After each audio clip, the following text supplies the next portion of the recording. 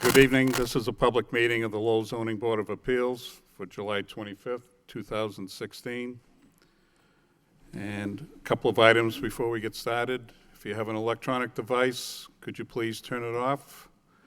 And second is, if you plan on speaking on behalf of a petition, either for or against, if you could please sign in at the podium before addressing the board. Our first matter before us is under new business, ZB 2016-25, petitions of variance. The applicant is Jose Paralijo, and the petition is seeking a variance approval for 2 wall signs for a convenience store to be located at 66 Jewett Street. The applicant is seeking a variance approval under section 6.34 of the City of Lowell zoning ordinance. The parcel is located in the traditional multifamily zoning district. Is the petitioner here? Yep, come on up.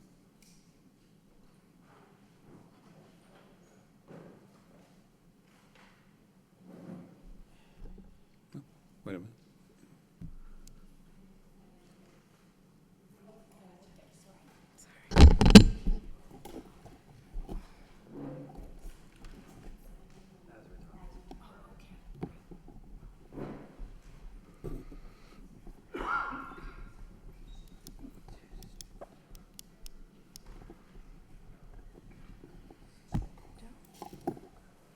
Hi, good evening. Why don't you come right up to the microphone?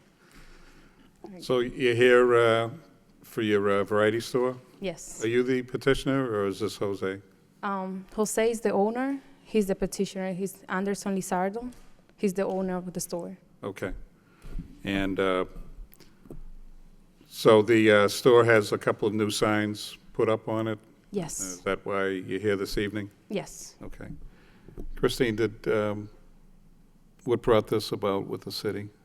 This is an existing grandfathered in commercial space in a multifamily zone, so the signage is not allowed anymore. So we're allowing them to apply for a variance to do wall signs on the business. Okay. There is an existing overhanging sign at the top, the small 3x3. Yep. That's existing. The wall signs are new, and Okay. what they're seeking a variance for. Right. But were the wall signs there before, like, a change of ownership, or? No, Did they they- put the signs up without a permit. Okay, okay. All right, so basically the signs were put up and maybe a misunderstanding happened that you needed to come before the city first to see what type of signs you could use. When did the store open? He just opened today. Oh, really? Yeah. Oh, okay. Oh, good.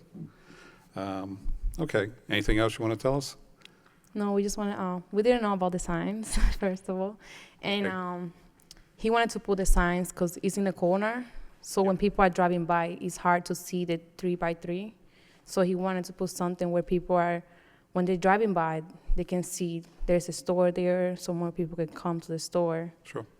So that's all we want to add up. So Okay. All right. So what we're going to do next, I'm going to open it up to the public, and then we'll have the board members, so just stay right there. Okay. Okay. Is anyone here like to speak in favor of this petition? In favor? In favor? Hearing none, that portion of public hearing is closed. Anyone like to speak in opposition? Opposition? Opposition? Hearing none, that portion of public hearing is closed. I'd like to open it up to the board. Mike?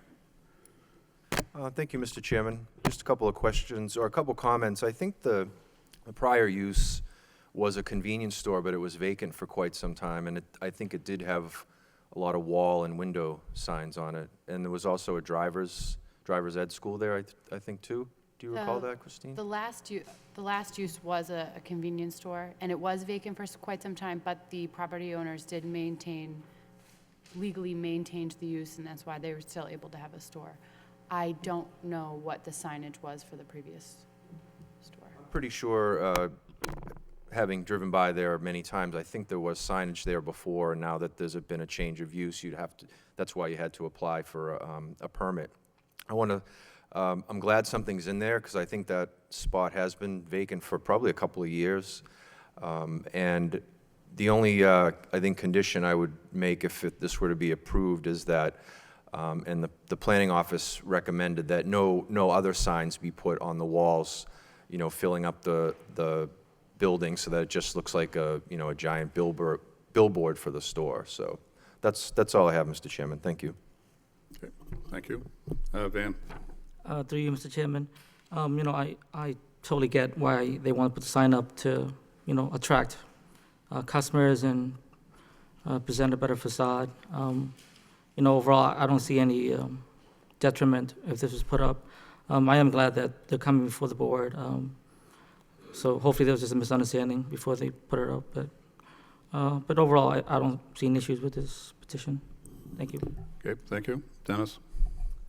Through you, Mr. Chairman, I just want to ask a couple questions about the signage itself. Do you expect to have any lighting on the signage? No, it doesn't have light. There's no lighting on it. So as the day gets dark, how do you expect the signage to work? None of the signs have any lighting on it? No, they don't.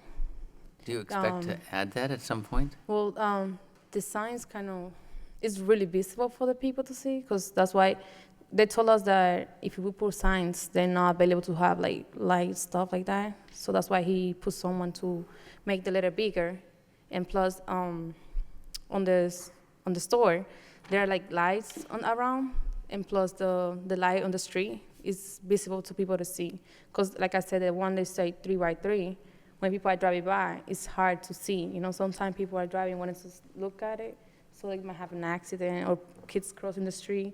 I think it's better when they're coming down the street or by the side of the street to be able to see something far away instead of just like trying to look at it. I get it 100%. I agree with you that I think that the small little sign isn't exciting enough for that location, and the location of your new signs, incorporating them in long horizontal with that roof element, I think works, and I think the graphic really enhances the design, so I think that it really looks good. But Christine, I just want to know if we approve this tonight without any lighting on it, are they unable to at some point, because as it gets wintertime, you're going to notice that at 3:30, the signage is not going to be as successful as it is now. So will they have to come back if they want to add lighting? Unfortunately, in the TMF, internal illumination is not allowed right now by our sign code. How about external? I'd have to look into the square one, the smaller one, to see if it had ever been illuminated prior. And if that is true, they could always petition the ZBA to increase the square footage of an internally illuminated sign, only if there is a prior approval. How about externally illuminated, though? Externally illuminated isn't No. allowed either? It's not allowed All right. Well, at this time. I know you're not asking for it, and we don't need to add it, but it's just something that you probably want to think about as you have a successful business there. What are your hours of operation? Sorry, what was it again? The hours of operation? It's 8 in the morning to 10 at night. Till 10 at night, okay. All right, I think that it looks good, and I understand exactly why you're doing it, and I wish you all the best of luck there in that location. All right, thank you. Thank you, Dennis. Gary? Through you, Mr. Chairman. Congratulations on opening a new business today. Thank you. And coming before us to have this petition looked at. I do agree with my colleagues. I do have concerns come wintertime. You're not going to have the type of visibility that you're looking for. So you may want to look at that and touch base with the city. My only concern is just knowing forward, you may be aware not to illuminate it on your own, such as any external spotlighting or anything like that, without making sure you have the proper authorization and you're following the zoning code, because that'll just put you in violation. So if you do try to move forward, just trying to caution you to try to eliminate any future issues. But other than that, I wish you the best of luck, and always willing and happy to see people having business in the city. All right, Thank you, thank you Mr. so Chairman. much. Thank you, Gary. Sean? Thank you, Mr. Chairman. I share the same sentiments with my fellow board members. My concern was the illumination of whether you're going to planning on illuminating the sign or whatnot. And as has been previously said, I mean, come wintertime, yeah, you might have some issues with that. And you just got to keep that in mind going forward. Otherwise, this seems like a good idea. And congratulations on the new business. Always great to have Thank new you. businesses open up in the neighborhoods, and I wish you the best of luck. Thank you so much. Thank you, Sean. Mike, what was your condition? Number 2 in the. Yep, okay. Yeah, in the Yep. DPD's I got the same thing, okay. Yep. Yep. Okay, well, I agree with my fellow board members. Even though they've talked about illumination in the future, that's not why you're here this evening. So, I mean, based on what's being asked for the signs, I believe, especially since your position is you don't want to illuminate them right now. I think that's a key thing, at least in my decision on this. So based on all the comments and the signs actually look nice. They're nice-looking signs, and I think the location, hopefully it works for you on the Thanks. corner. So the only condition we have is there's no future signs you can put up. And I think you understand if you want to do something about lighting them up in the future, make sure you definitely contact City Hall before you do anything. Okay. All right. Okay, any other comments or conditions by any of the board members? If not, could I have a motion, please? Through you, Mr. Chairman, I'd like to make a motion for ZB 2016-25 for variance at 26 Jewett Street with the following condition that no additional signs be added to the facade. Have a second? Second the motion? Mr. Chairman, could we clarify that? It said 26 Jewett Street. Is it 66 Jewett Street? That's correct. It is 66 Jewett Street. Yes. Yes, It's thank on you. the corner of 66 and 76 West 6th. Okay. I just want to make sure. That's correct. Thank Okay. Could I have a second? We got a second, right? second the Roll motion. call. Chairman Bailey? Approved with condition. Dennis, Member McCarthy? Approved with condition. Member Peck? Approve with conditions? Member Polya? Approved with condition. Member Perrin? Approve with condition. Member Callahan? Approve with conditions.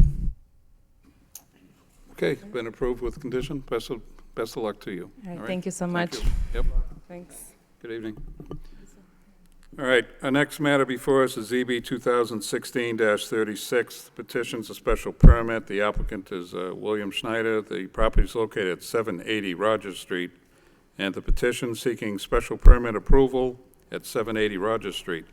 The proposal is to construct a 6,804 square foot NTB tire center. The proposed project is located in the regional retail zoning district and requires special permit approval from the zoning board under Article 12, Table of Uses of the Lowell zoning ordinance. Good evening, sir. How are you?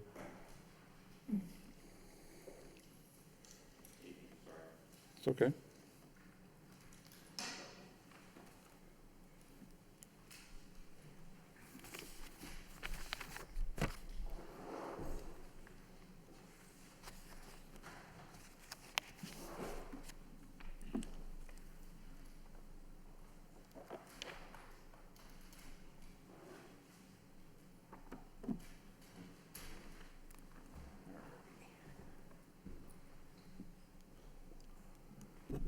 Good evening. My name is William Schneider.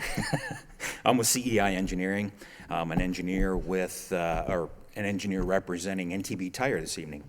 At the special permit, we came into planning last evening, and received a conditional approval or to move forward with what we have for our proposed site design. I have some sample boards here too, if you'd like to. Back in.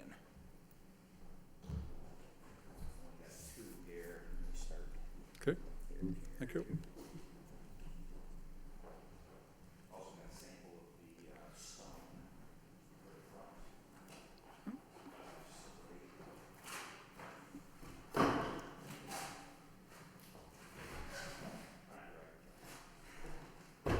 That's okay.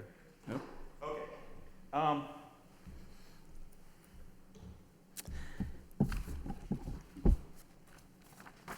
Everybody's got a set of plans I saw. Yep. What we're proposing is on Rogers Street, bounded by Groton and Village Streets. The property is 5 properties, actually, starting on Rogers where the gas station is, going 5 deep back into the property. Ends up next to the Holy Ghost Society, I believe, is the back property, a butter all the way for the 5th property.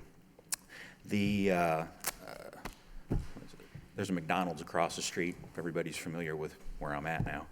I guess we're here for a special permit to talk about various aspects, I guess. There was a narrative that went with this. I'm not sure if everybody had a chance to peruse that.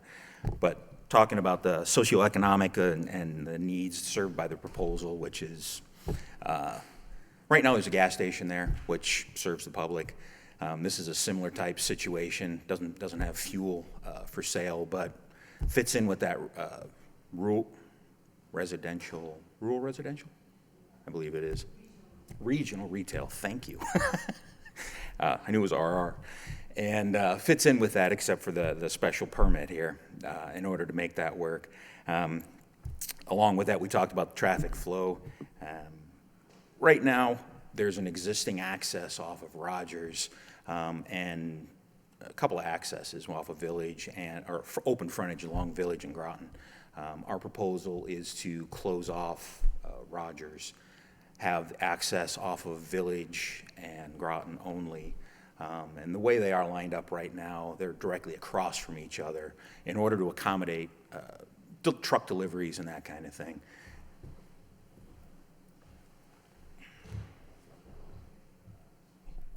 There we go.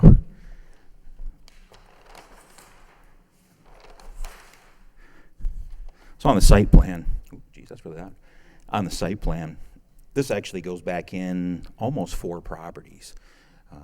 So it's a lot further back into the site than it is currently. Currently, everything's right along the front 2 properties. These would be combined into, the 4 front properties would be combined into a single property, and then the sole residential property in the back would actually, residential use, I guess, would remain in between us and the Holy Ghost Society.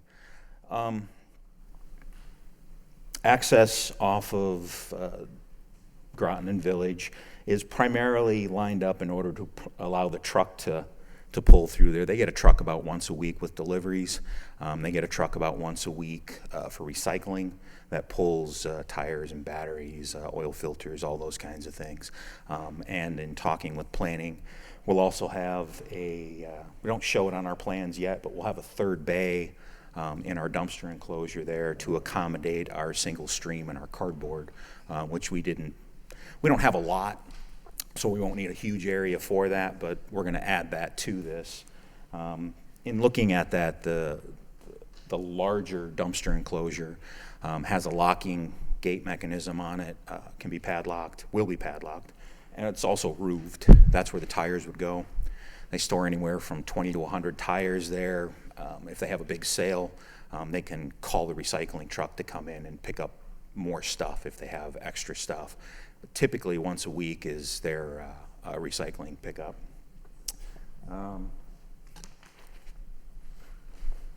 Tractor trailers are there for about an hour once a week. They pull in, they offload the tires, so they'll park right along the side here. That'll still leave room for circulation for the public. They do try to bring the trucks in off hours. So after the rush of the morning and the afternoons and the evenings, they try to get the trucks in there for that, so there's not congestion having a truck there with their traffic.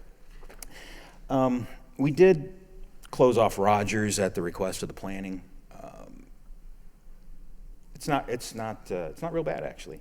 We have a dead-end situation, obviously. You drive in and there's nowhere to go, but you got to pull in and back out. We left a space down here at the end so that you could actually pull in there. We left it a little bit wider with a back-end spot, too, for the people who park closer in. We have a couple of ADA spots there, and they should be able to maneuver backing out with the wider aisle and the dead space down there at the end.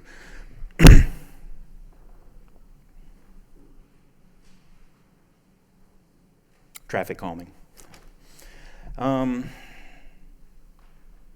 Utilities. We've got all the utilities on site already. There's an existing gas station that is functioning, has all the utilities hooked in. The NTB has 2 restrooms, so it doesn't have a lot of water usage, doesn't have a lot of sanitary sewer discharge. Electric is right there. There's 3-phase, single phase.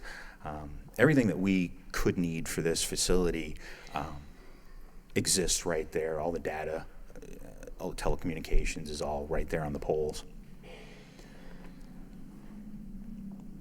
And is sized to serve this size site.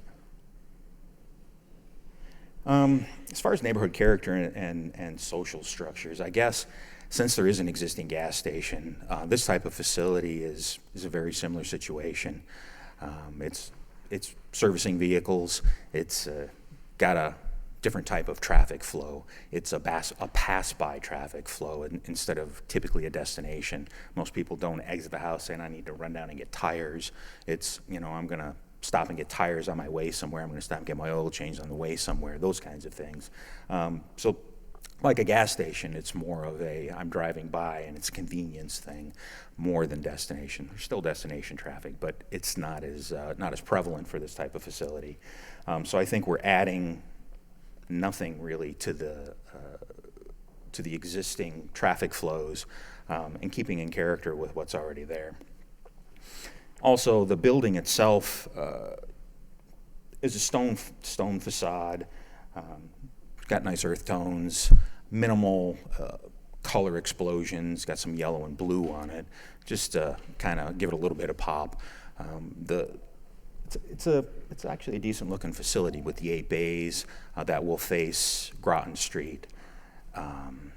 Got green space around it. We're adding landscaping across the frontage on Rogers, kind of tie it in with what McDonald's has across the street, kind of give it, I guess the phrase was gateway kind of a look as you're driving in. Having the similar landscaping on either side of the street. Natural environment impacts, not really envisioning any. We've got a small basin at the back. We've got some infiltration for that basin. We've got green space that we're putting stormwater into. We're not just shunting it directly to the basin. We've got behind the facility, we have a small swale. We're going to discharge the stormwater into there, and then that can ultimately end up in the basin over here, if necessary. But it gives us some water quality as well as containing a little bit of quantity. But we do have a basin back there that can easily contain what we have for this site in accordance with the ordinance. Landscaping, well, actually, you don't have a landscape plan. I apologize for that. We had a landscape architect, a local landscape architect that we were going to work with. She wasn't able to actually work this into her schedule, so she asked us to find somebody else. So we're looking for somebody else local, but we have a landscape plan associated with this site. So we are going to find another local landscape architect to help us to tie all this together. But we do have actually a landscape plan associated with this. For screening, because we do have a residential property or as a use behind us that'll, I'm assuming, will remain. We get this site from the property owner clean. There's no buildings on it. The gas station will be gone. Any environmental impacts will be remediated before we take over. So I don't, even though I show a demo plan, the demolition plan really isn't our contractor that's going to take care of that. Our contractor is actually going to walk into, theoretically, a clean flat site. I think we lose the one residential structure on Groton. So our environmental concerns will revolve mostly around the recycling aspect. one of our comments that we received at planning was that we need to have the fire department look at our battery storage, at our tire storage, at our, they have a barrel for used oil filters, the recycled oil that they get, that they send out on a recycling truck, and the new oil that they get in, all of that stuff will be looked at for that aspect. Those are all permitted items too.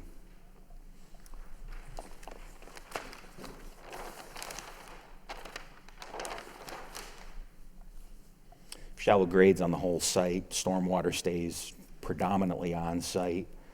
We have 24 parking spaces. I know the ordinance calls for 2 per bay, so it ends up being 16. They actually like to have closer to 40 spaces. But in deference to what the ordinance calls for and what the planning is actually looking for, I think we kind of balanced out at 24. And I think that'll service the site pretty well, give us some surge space, because actually the bays don't count as parking, but they'll actually have vehicles in there for the most part.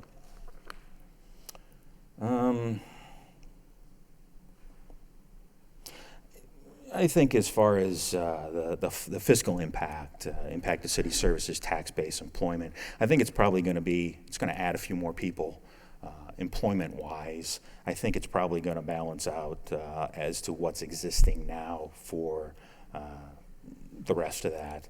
City services, I don't see it taxing anything above and beyond what's already functioning as a gas station currently.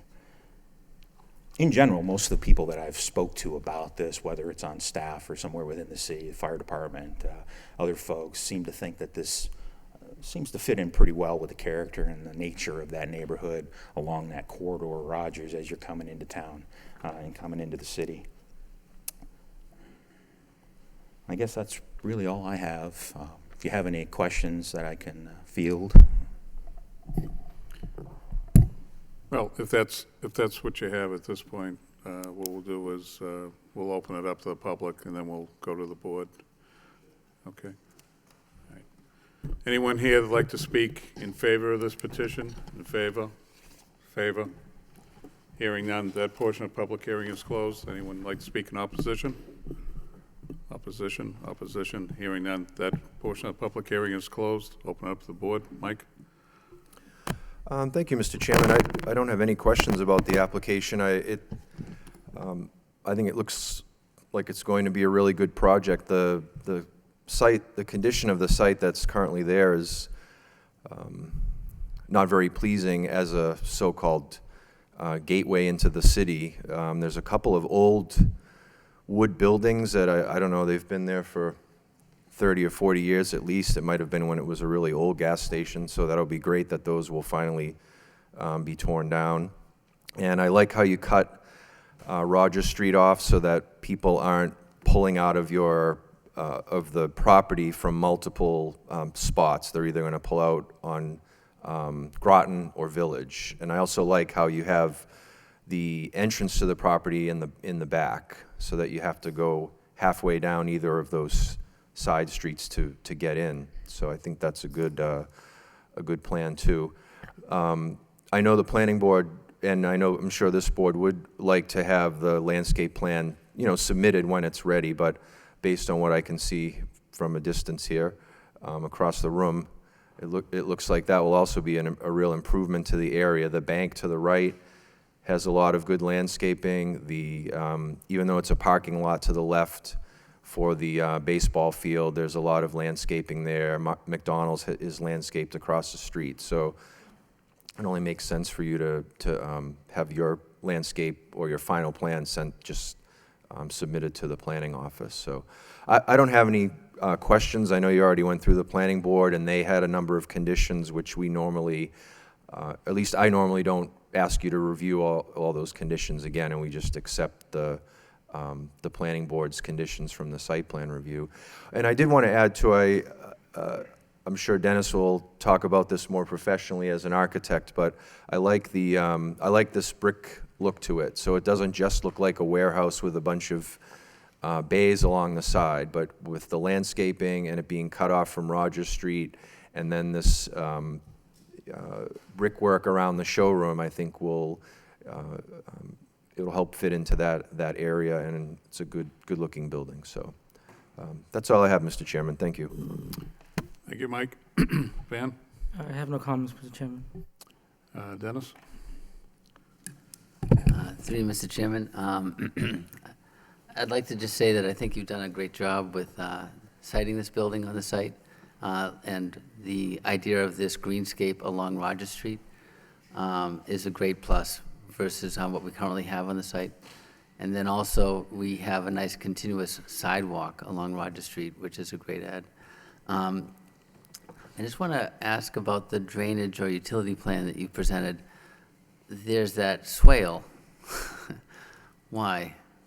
It looks like you've satisfied your drainage with the roof drainage and the parking lot drainage going directly back to the detention basin. So I don't know what the swale is doing. It's just a shallow depression. That way we can put some of the stormwater there before it has to, because that's a pretty big distance between the front of the parking lot and the back basin. This way we can just put a little bit of stormwater there, and it doesn't have to travel as far before it hits back there. It also gives us a way to warp the parking lot around, the drainage around the building. But the parking lot drainage is being emptied into the catch basin and directly into the detention basin, right? At least that's what the utility plan reflects, is that there's a catch basin at the low point in the parking lot? Correct. So it looks like The it's... back of the property, correct. I'm looking at C5, which shows a catch basin at the center of this parking lot.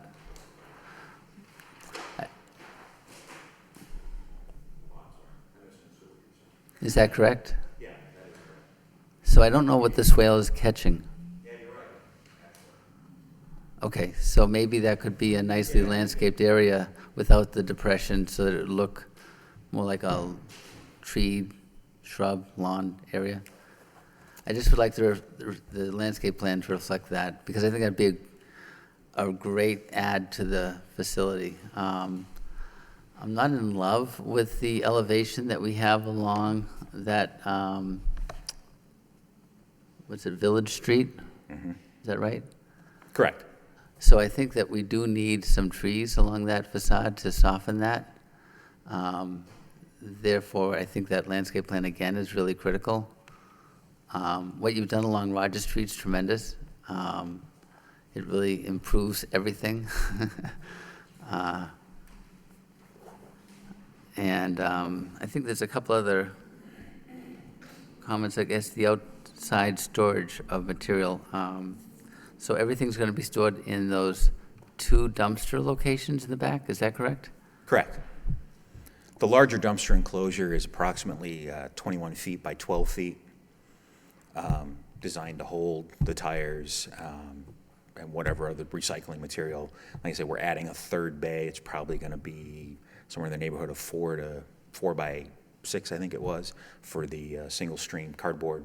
And then the other one is just a dumpster for whatever general garbage I guess there is. They don't generate a lot of trash, and they don't generate a lot of cardboard or single stream type stuff, so they don't need a lot of that. Okay. All right. Christine, do we need anything regarding internally illuminated signage as far as this application? I know that this doesn't seem to be part of the application, but I'm familiar with NTB stores, and they seem to have internally illuminated signage. Is that? I don't have the zoning code in front of me, but I think you are correct. Regional retail does require a special permit for internal illumination. And that's not part of this application, correct? So I guess you'll have to be coming back? Well, that's what I was just going to ask. Okay. Yeah, I guess. Because you're not presenting what you're doing with the signage here. Yeah, I don't actually have a You don't sign have a signage package. package, right? Rats. Okay. All right. Other than that, I think it's a pretty thorough package. And thank you very much. No further comments. Thank you. Thank you, Dennis. Gary? Through you, Mr. Chairman, can you speak to the delivery process with the tractor trailers you mentioned? Are they 18-wheelers, tractor trailers, or are they half? We model the site to handle a WB 60, WB, actually, I can't remember what it is, WB 60.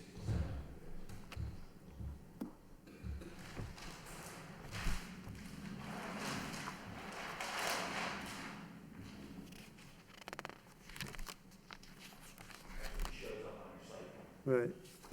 I just, and when you, So the truck, let me get to a microphone. Truck comes in, we're hoping that we can encourage them to have their delivery drivers come in off of Village and exit on Groton, only because that's where their loading bays are. If they come in the other way, then they've got to come out of the back of the truck, across the front of the building, and then into the delivery area. I mean, it's really not that big of a deal. It's more convenient for them to be able to come in on one side and exit on the other. We run the truck through there just to make sure that we can get the trucks in and out. They come in, they park, they offload their tires and whatever and whatnot. And I'm told it's about an hour process, usually less, but about an hour. and how many times a week? Once. Once a week? Mm-hmm. That's for tires and any other deliveries that may Correct. take place? Tires, batteries, those kinds of Yeah. automotive type facilities. So it's multiple vendors once a week, or? is They it do one have vendor? some smaller panel trucks, like UPS, FedEx, maybe like a Napa truck or something along those lines that come in there for parts. smaller stuff. But as far as a tractor trailer goes from their distribution centers, that's once a week. And do they have a time on that? Have they made notice of that? You said off hours, and is it off hours to the business, or? It's usually not busy hours, not necessarily when the business is closed.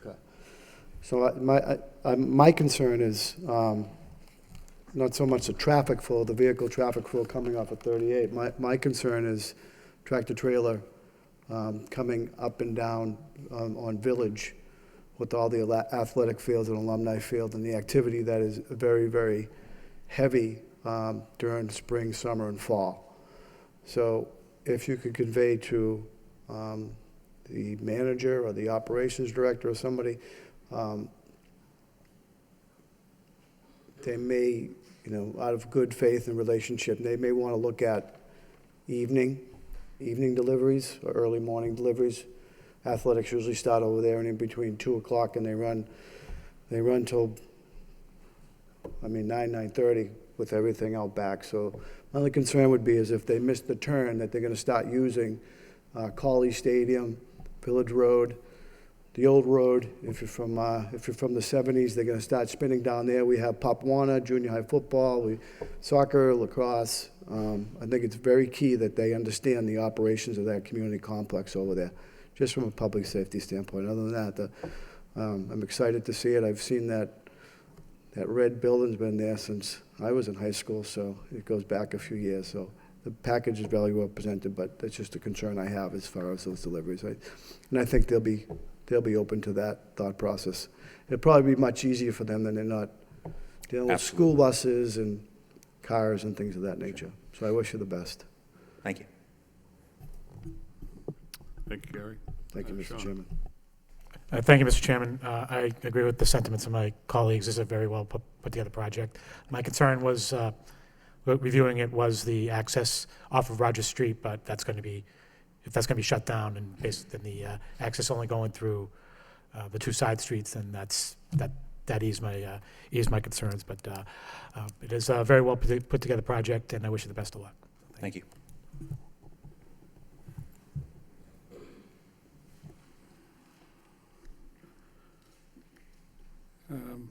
Can you just explain to me how Groton Street's going to be handled? So if I go down Groton Street, there's probably, I don't know, a handful of residential homes down there. Is that correct? Are any of those homes being consumed with this project? One, to my knowledge. And is it the first one on the left? It is. Okay. And then after that, there's another, looks like a vacant lot after that first home. Is that also part of this project? It is. And does it end at that point there? It does. The residential property, the residential Right. use So- deeper in on next to Holy Can you Ghost. just explain to me how you're using Groton Street?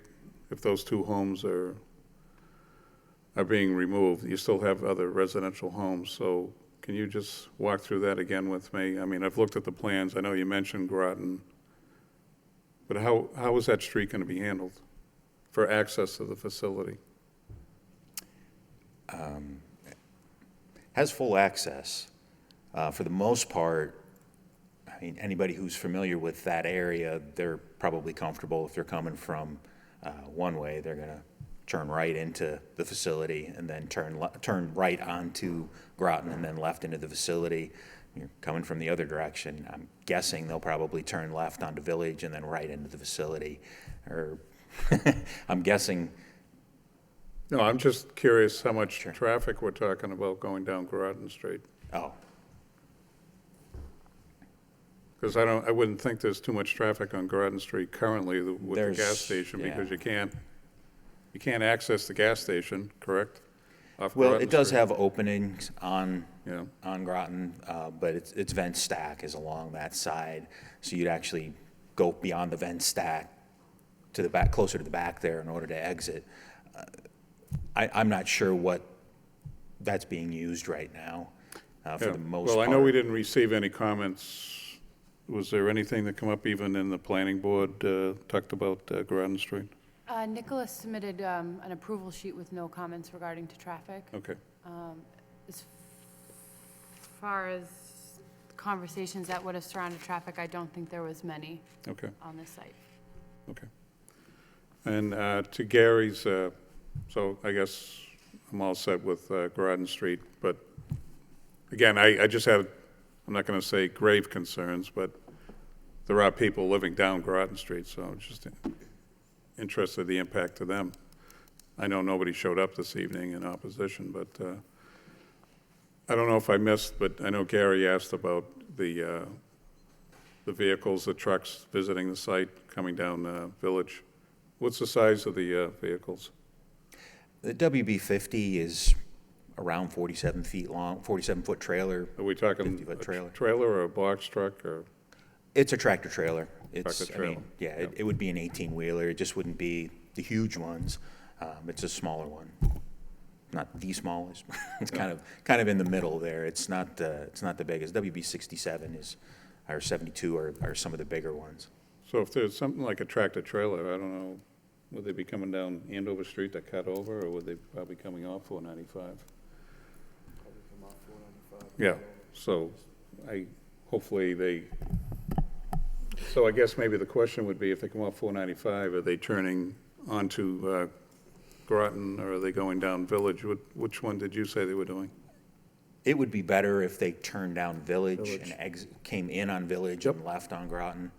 Just Okay. the way the facility is set up and the way the loading doors are to the storage area within the structure itself, that would lend itself to put the truck up against the building and its back door right by the loading door for the building. So I guess to Gary's point, we shouldn't see much traffic going down Village and, Correct. I don't know that we'll see anybody going down Village or down Groton, because unless they're local and they're driving their vehicle, their car, SUV, whatever that looks like, Yep. to get to the facility, coming in from the back for deliveries doesn't really Yep. seem to ring very true. do you have a count of number of employees? It's around 8 to 10. They have part-time, full-time, and they stagger. Are they going to be parking on the site? Yes, sir. 24 spaces Okay. total. And you have how many bays? 8 bays, sir. And 24 parking, yeah. Correct. And the hours of operation?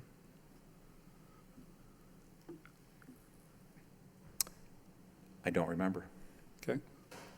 They're probably open 7 days a week, I would assume, right? Or maybe I shouldn't assume, but I would assume. Actually, I don't remember that either. Okay.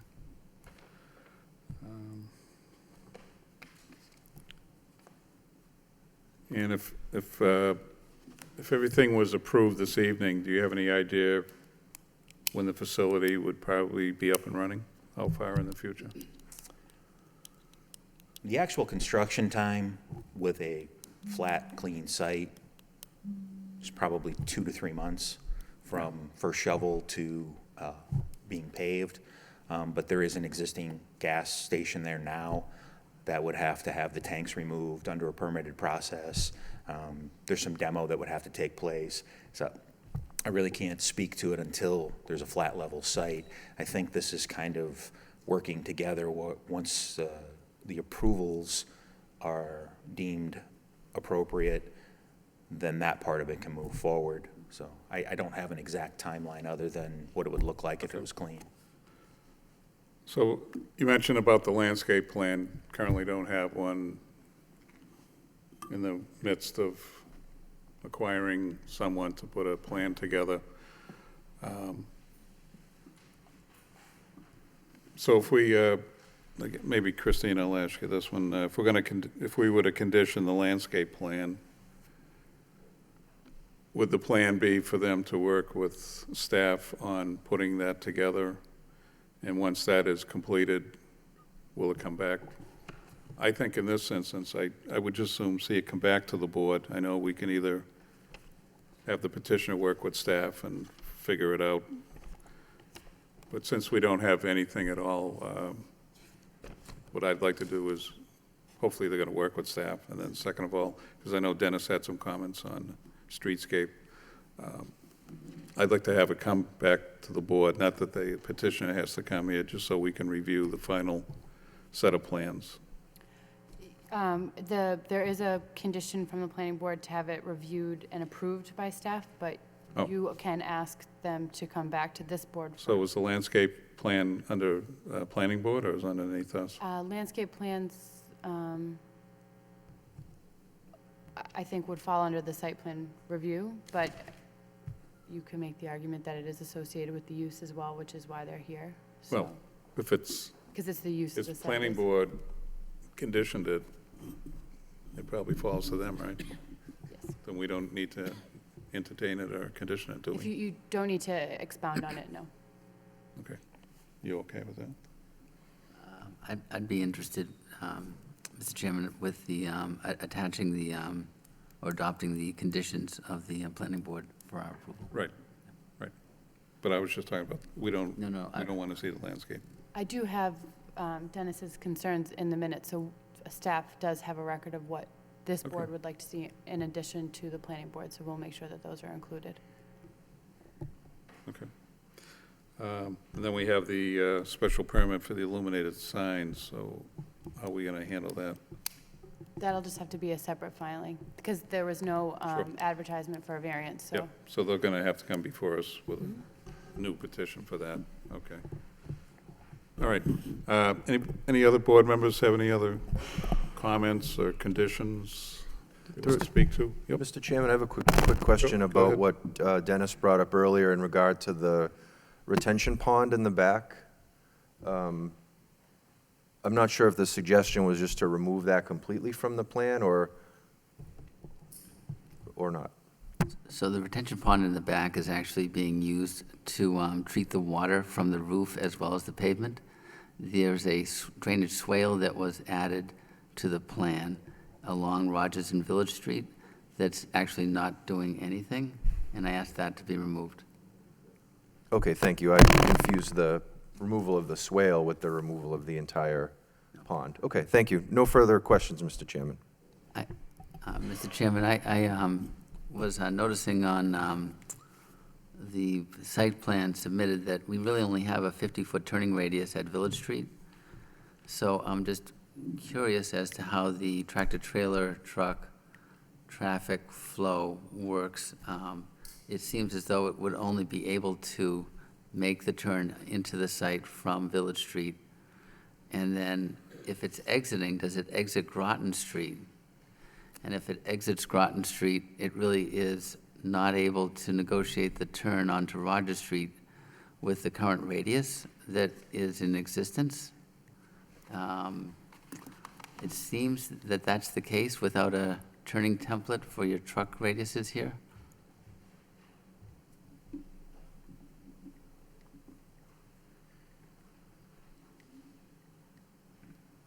My concern is that the truck exiting Groton Street onto Rogers Street and heading in a, what's that, westerly direction?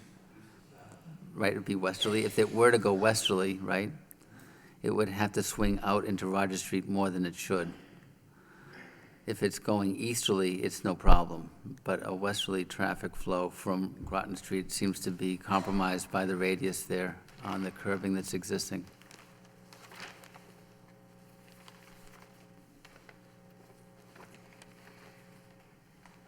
I just hate to see the truck have to back out onto Village Street and exit. That shouldn't be the plan.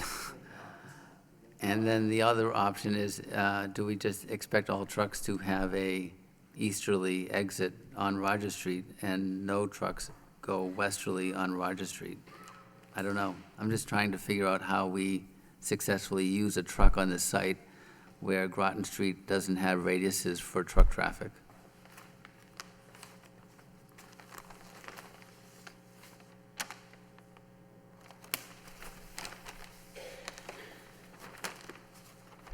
I'm not sure how to respond to that other than the traffic.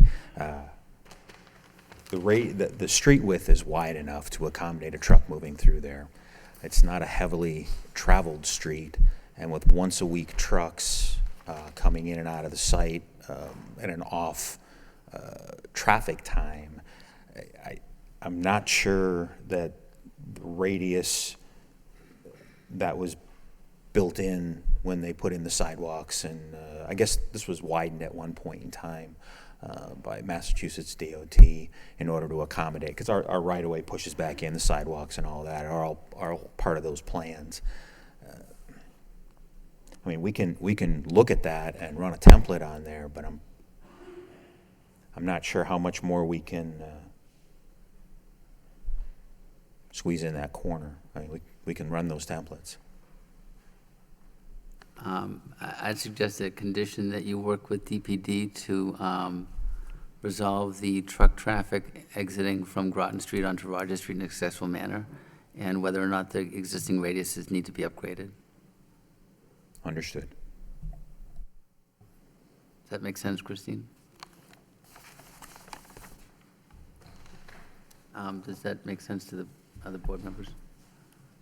Yeah, yeah, that's to me. Through you, Mr. Chairman. Yep. To that point, and to my original point, if deliveries are coming off of 495 and taking a right onto Village Street, is there, and I don't see it, but is there a plan for notice for signs entering? Because I have concerns of tractor trailers coming down, missing the turn, and heading right down into Colley Stadium and using that road as a turnaround. Or going straight down Village Street, taking a right in front of the practice field, and then doing a really loop all the way around. I have two points of concern. One, I respectfully disagree that it's not a busy traveled area. It's extremely busy. I was referring to Groton. Okay, I apologize, but that Village Street between in the school time and during the fall, from 2 p.m. to 10 p.m. on a nightly basis is full of cars, school buses, coach buses for traveling teams, children walking up and down that street. I do have concerns about the turning radius. I do have concerns about tractor trailers, UPS, FedEx, coming down Village, missing their turn and making that turn there, and then cutting through Colley Stadium and coming out the backside of Douglas Road back onto 133. And I know that's not an issue that you look at when the plan came together, but it's a realistic issue. And I'm trying to come to thought of how we practically have a plan to stay ahead of that, because that entire neighborhood is all residential. It's all children. We have 2 schools down the other end, and you go there April till the snow flies, and there's thousands of athletes and coaches walking about. So is there gonna be a sign plan, trucks enter here, or anything of that? Because I'm gonna come on right onto Village. And if the tractor trailer's coming from North Carolina or Connecticut, they're not familiar with the All-American City.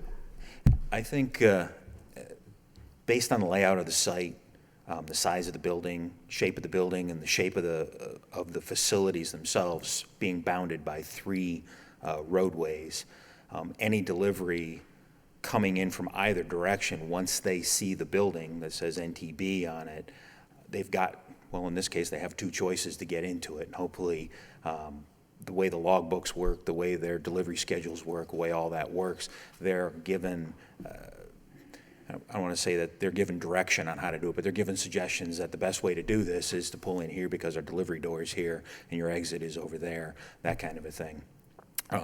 So it's typically not just guys that are just randomly showing up.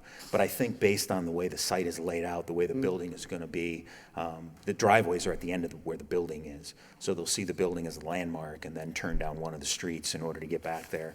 And then the first driveway right after the building is the entry. I mean, we could add signage, but I didn't I know. just cautious you, because prior to the reconfiguration of McDonald's, I'm a lifelong resident of that section of the city, and I can tell you from that time I was 12, you'd hear the beep, beep, beep, and the tractor trailers rolling back onto Roger Street, and they had to make that radius turn.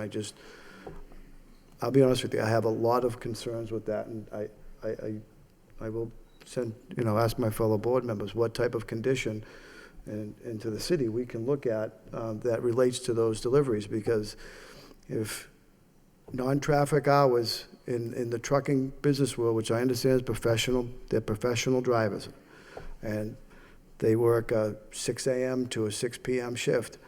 But when there's a doubleheader going on at Alumni Field, and there's a soccer game going on, and there's two practices, and there's a football game or lacrosse game, where are those trucks going? And when they get trapped, how are they getting out?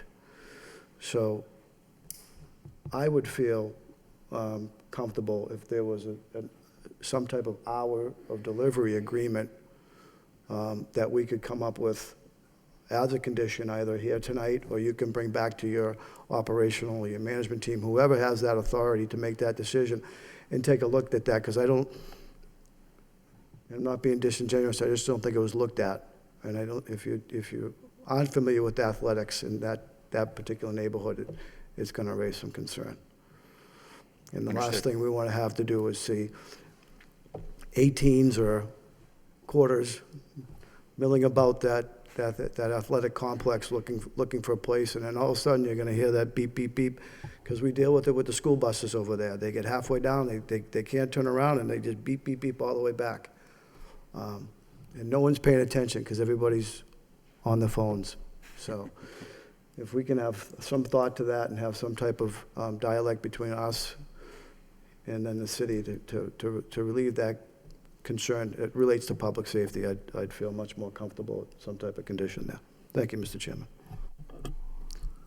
So I agree 100% with Gary on this. So Christine, not to go back to you again, but that's probably another item that the petitioner could work with staff regarding the concerns of the board over, and we're not trying to dictate when NTB does their deliveries, but I think there needs to be some sensitivity around that portion of the city and what's going on. Yeah, it's a regional retail, but also encompassed there is, like those homes I keep going back to, but also the fields that Gary's referring to also. So is that something you think the city could work with the petitioner on, also devising a plan? Yeah, we can loop Nicholas into it, and also keep in mind that they do have to come back for a sign permit. Yeah. So on-location signage for trucks could be something that is discussed under that. But again, I think the applicant should probably talk to Nicholas, because he probably has a better understanding of Sure. delivery flow in that area, but they will have to come back for signs, so that is something to keep in mind. Right. But tonight's, I'm going to condition the for the special permit for the signage, but I don't think we need to, that'll be its own separate application, correct? Yeah, okay. Any other comments? Any other board members? I guess not to add on, Mr. Chairman, but maybe another suggestion might be an administrative review after the business is open, a 6-month review to see if there have been any issues with deliveries or trucks backing out onto Rogers Street, or I'm not sure how we would monitor that. I guess maybe planning and traffic could figure that out. It's just a suggestion. Okay.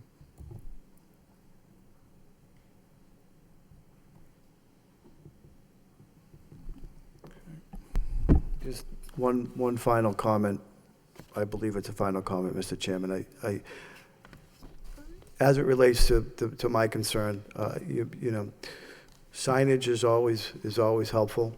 Illuminated, not a reflective sign, not a throughway, no trucks beyond, similar things like that. I've seen in other towns and where there's tight radiuses here.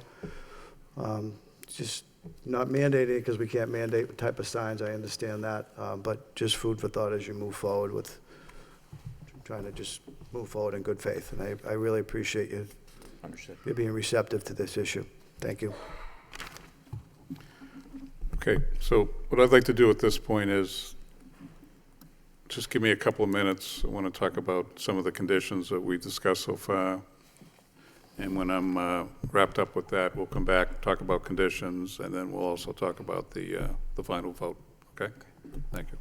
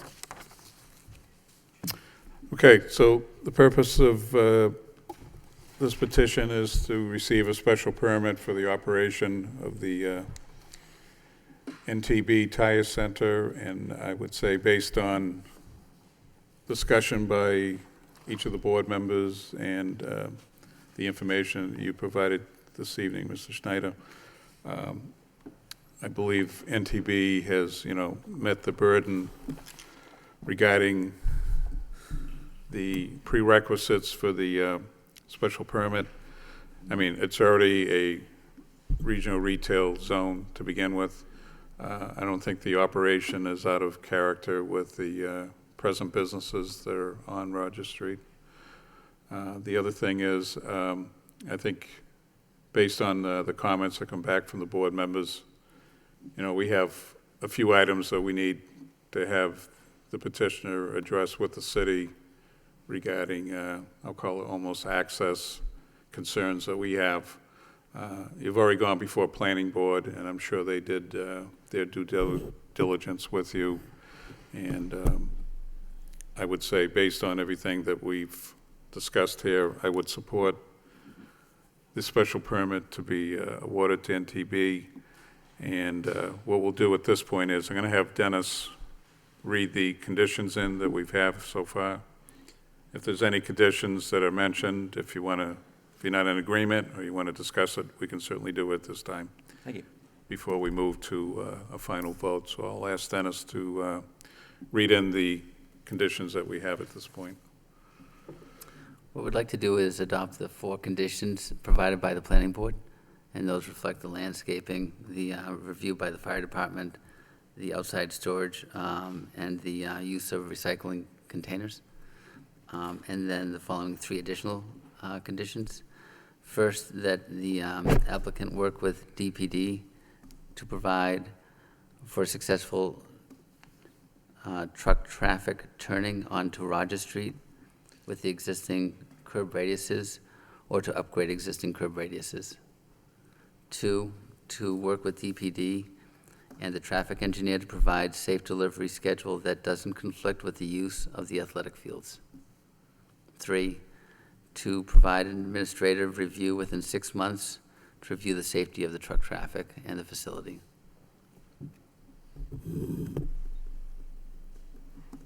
That's it.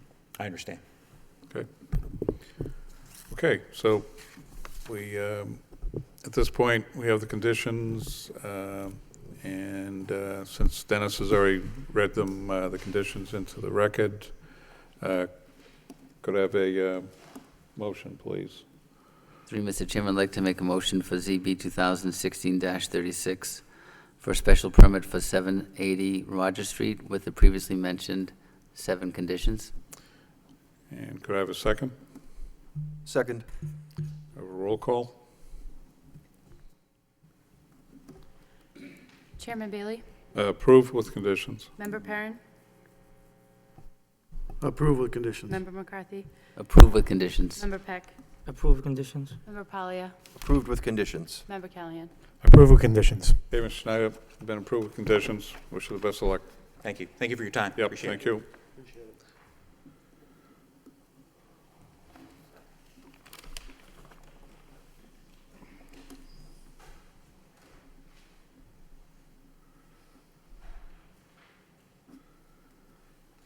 Okay, our next matter before us is ZB 2016-37, petitions of variance.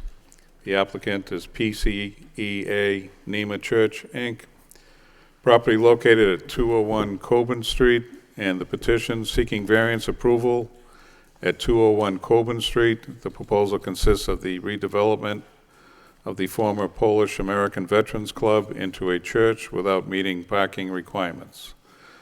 The proposed project is located in the traditional single-family zoning district and requires variance approval from the Zoning Board of Appeals under Section 6.14 of the Lowell zoning ordinance.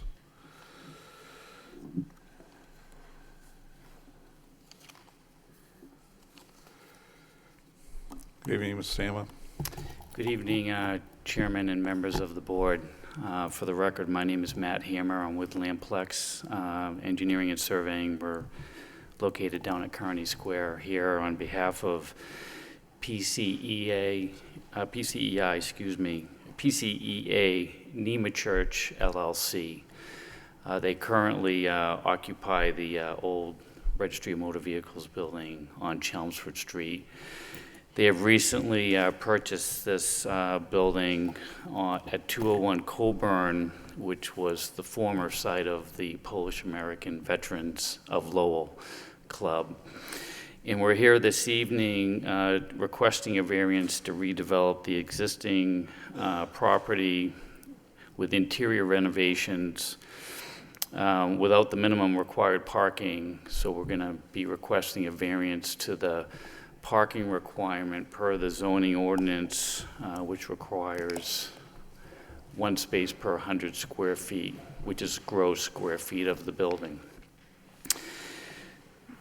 The existing property is in a traditional single-family neighborhood. It's a 92,180 square foot building, which is approximately 2.12 acres. As I said, there's the existing brick building, there's existing parking, there's existing landscaping, and there's currently 2 curb cuts off of Coburn Street. There's also existing is 99 spaces. The requirement for this redeveloped use is going to be 131 spaces. So we're in a deficit of 32 spaces per the zoning ordinance. So what we've done is we started off, taking a look at the surrounding property around the area, the on-street parking, and what we did was we provided a on-street parking survey that I provided to the board.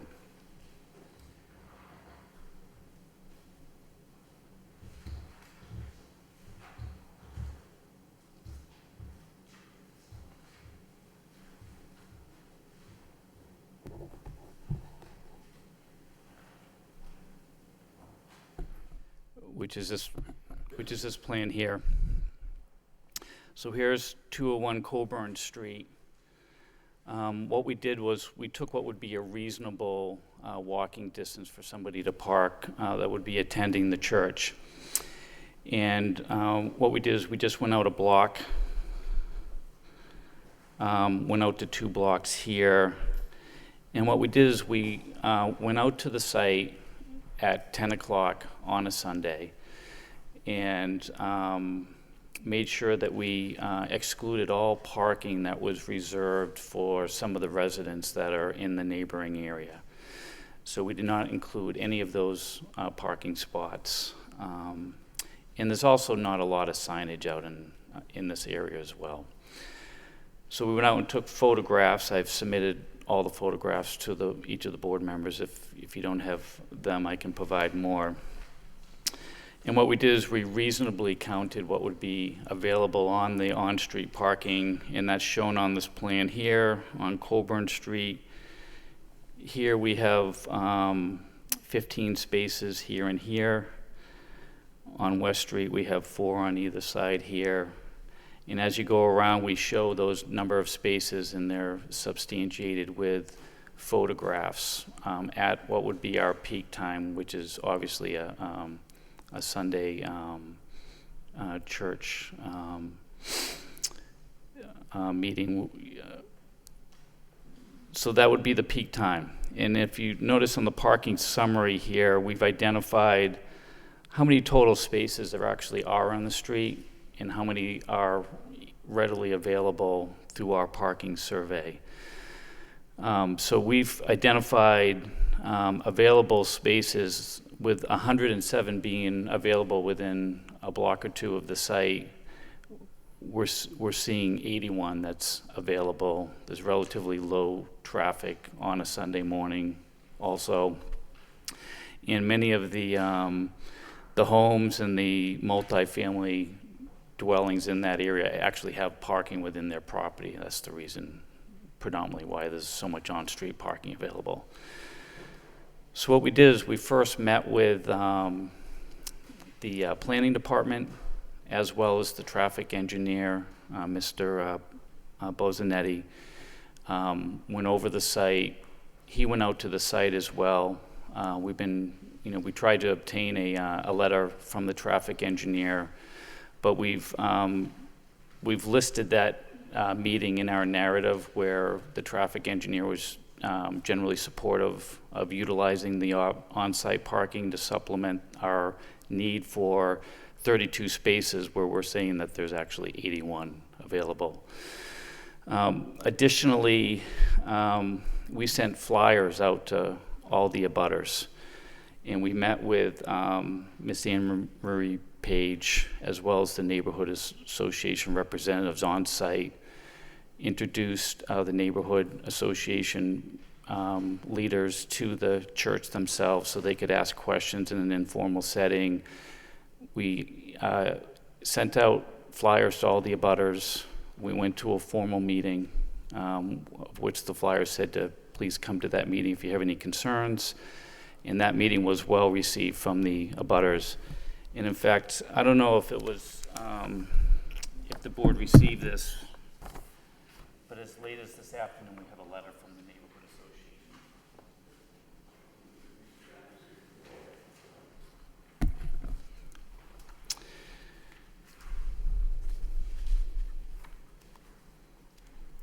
We also received comments from DPD pertaining to the site itself.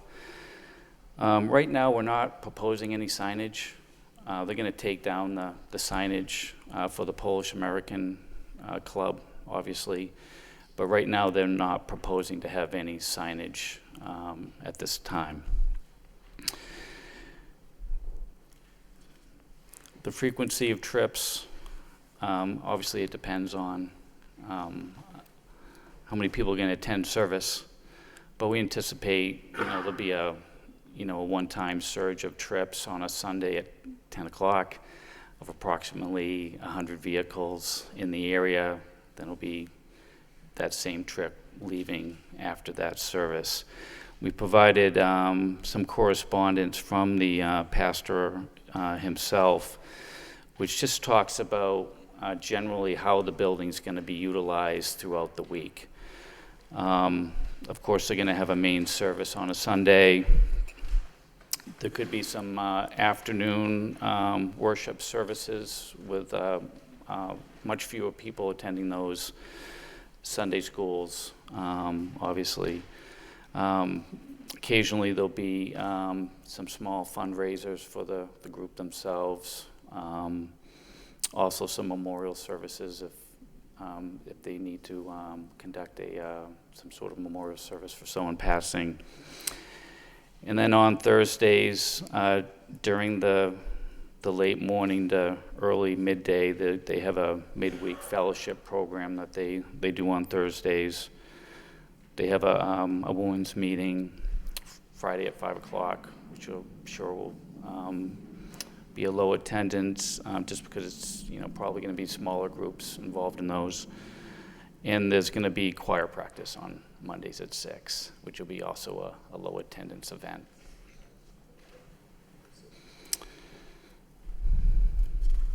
And that we feel as though that addressed the comment 2 from the DPD's comments.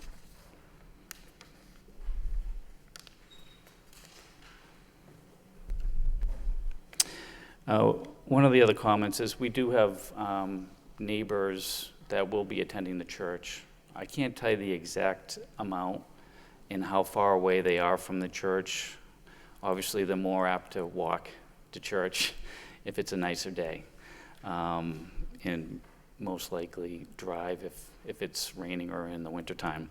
But we're estimating there's with 20 families within a 1 to 4 block radius around the church itself.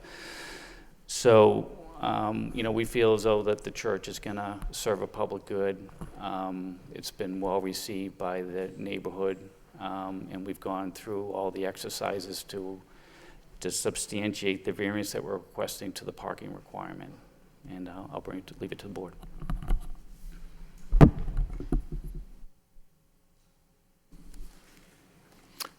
Is that what you have at this point, Mr. Emma? Yes, that's correct. Okay. All right, I'm going to open it up to the public. Anyone here that'd like to speak in favor of this petition? In favor? Favor? Favor? Hearing none, that portion of public hearing is closed. Oh, sorry. Yeah. Okay. Yep. This for in favor? Yep. Good evening. Thank you, Chairman and the board. My name is Salome Njoroge, and I'm a member of the PCEA NEMA, the mentioned church. And I'm here to say that it is good to have a church in the neighborhood, a change from a club to a church. We have quite a number of people, like he explained, more than 20 families around that area that worship in that church. And some of them, their families are so big, so it will be very helpful. And some are in walking distance. Some may not even need to bring their cars, especially when the weather is good. So the parking issue may not be as much. And so we will be so grateful if we are awarded that. Thank you. Okay, thank you. Anyone else like to speak in favor? Favor? Favor? Hearing none, that portion of the public hearing is closed. Anyone like to speak in opposition? Yes, ma'am. Thank you, Mr. Chairman. Not so much opposition, but questions. Sure. So through you to the board, please, sir. My concern is the Can parking. you tell us who you are first? Regina Fatacanti, and I have 212, 214 Coben Street. Okay. So my property does front where the church will be. I never received a letter from Anne Marie's group to be at any meeting. And I'm surprised because I do have property that abuts this area. So to say that she speaks for everybody in the neighborhood would be incorrect. And I do like Anne Marie Page very much, but those of us who also front this area may not have received any information to go to a public meeting to talk about parking. So here's my concern. There are 32 spaces that are not fulfilled within the current lot. And what I'm hearing is that those 32 drivers will be able to park in the neighborhood. In my opinion, and mine only, because I will not speak for my neighbors, I won't be so presumptuous, that the neighbors and the residents have first right of those 32 parking spots. So when they go to Mass at 10 o'clock and they've left the house and they come back and someone is parked in front of their home, what recourse would they have? What happens in the winter when that's a very congested neighborhood? And I live there, I've lived there all my life, and I'm very proud to be from Centerville. What happens when the amount of parking condenses because of the snow? That becomes an even bigger problem. And yes, it is good to have a church in the neighborhood. It's wonderful to have people who want to come and collect and worship, absolutely. So my opposition is not the church. My opposition is the issue about the parking. I belong to a church also not far from there, and I know that one of the things that we try to do all the time is to get more members. So 32 parking spaces needed on the outside then becomes 42 and 52, because the goal of any religious institution is to spread the good word and have more people come to services. So my true concern is the parking issue in the neighborhood. And I don't want to come home and see someone parked in front of my gate, or in the wintertime, parked in front of the gate, and then the person who comes to plow for me doesn't have access. And those are issues for me. I'm not going to speak for my neighbors, but those are issues for me. So I'm wondering, Mr. Chairman, through you, if we could have those issues addressed, I'd appreciate that. Okay. Thank you so much, sir. Yep, thank you.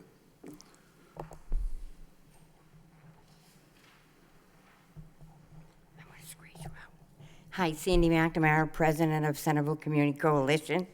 And we have not heard, this is the first we've heard about it. And I also live in the neighborhood, and parking is a great issue in that neighborhood, without the winter. So again, I think parking is an important issue. And it would have been nice if we would have been notified as a group that this was even happening. Thanks. Okay. All right, thank you. Anyone else like to speak in opposition? Opposition, opposition? Okay, so before I move it to the board, we did receive communication from the Centerville Neighborhood Action Group, and dated July 25th, and subject 201 Coburn Street. I won't read every single word in, but on behalf of the Centerville Neighborhood Action Group Executive Board, we wish to have this letter read in for this tonight's meeting. New church that is petitioning the board in regards to a parking variance in this address. The church pastor, architect, and some of their board members met with CNAG Executive Board and also with some neighbors. We all agree this will be a good project for the neighborhood and do not see a parking problem at all. Already the property is looking neat and clean, what we call good neighbors. And that was signed by Anne Marie Page on behalf of the officers and the board of CNAG. We also received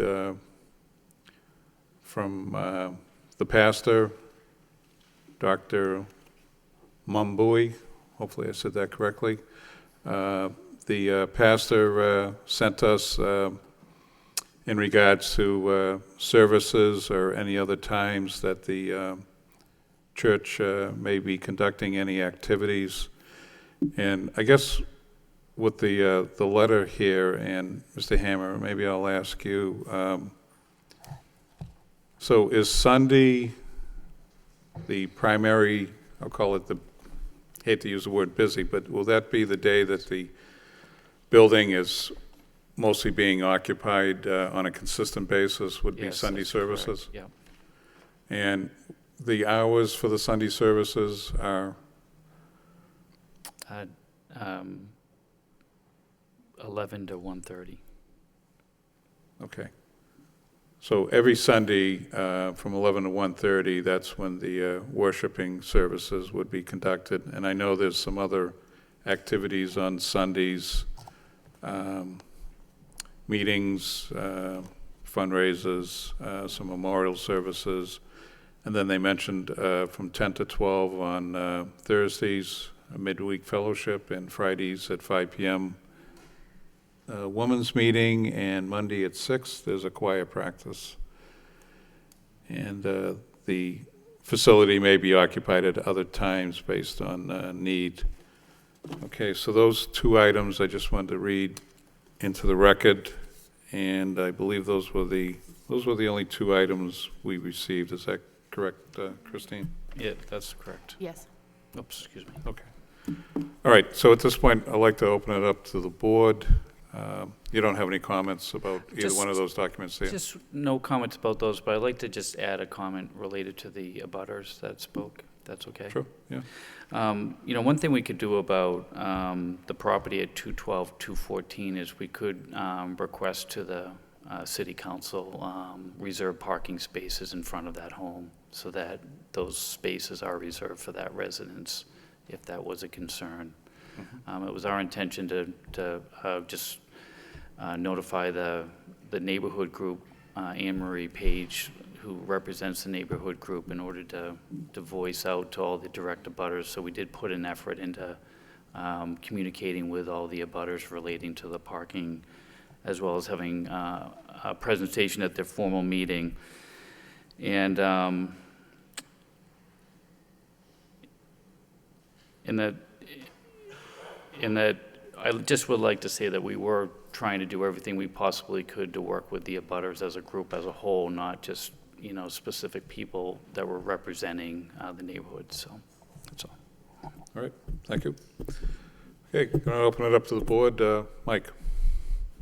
Thank you, Mr. Chairman. I wanted to comment on this issue of the abutters and neighborhood groups, too. We were provided with the abutters list in your application, which means that the applicants followed the rules that the city has for mailing out a notice to abutters. So it may, again, it depends on your distance from the property. Is it 300 feet, I think, in a radius? Yes. Okay. So it looks like the applicant did their due diligence in mailing out to abutters anyway, to notify them of the meeting. The issue about the neighborhood groups, I've heard this before, and in this particular case, it's interesting because there used to be only one Centerville neighborhood group, and so there was a splintering, and now there's two. It's very rare that we have an applicant that reaches out to a neighborhood group, so the fact that they did reach out to the Centerville Neighborhood Action Group, and just probably from an oversight or a lack of knowledge that there's now two groups that sort of represent Centerville citizens, I'm not going to hold that against the applicant. I do have a question. And the other thing about parking is that if someone is blocking a driveway or a gate, and they have one of the city-issued parking signs, the green signs that reserve a space in front of their property, they have a right to call and have the vehicle towed, no matter what reason the vehicle happens to be there, whether it's someone visiting a friend or neighbor, or someone attending a church service, or in the case of the previous use, I know I drove by there when they hosted wrestling matches at the Veterans Club. There were cars up and down the street, and I'm sure some of those were illegally parked. So that aside, I have one question, just one question for the applicant. I have a positive comment. I think it's a great reuse. I know the club, like many social clubs in the city, have seen dwindling membership and enrollment. This club is no different. It's unfortunate that they had to close. But I think it's a great reuse. You know, the old registry location is, I'm sure it was a good available space at the time, but this location will look like it's been a church all these years if it is approved this evening. I do have a question, though, about or just a curiosity about the number of members of the church, and if you even anticipate all of the off-street parking spaces being taken during a Sunday service, or again, if it's families driving to services and there's 100 spaces, and you know, however many families belong to the church, whether the spaces on the site would even be taken up on a Sunday. So I believe there's upwards to 300 members.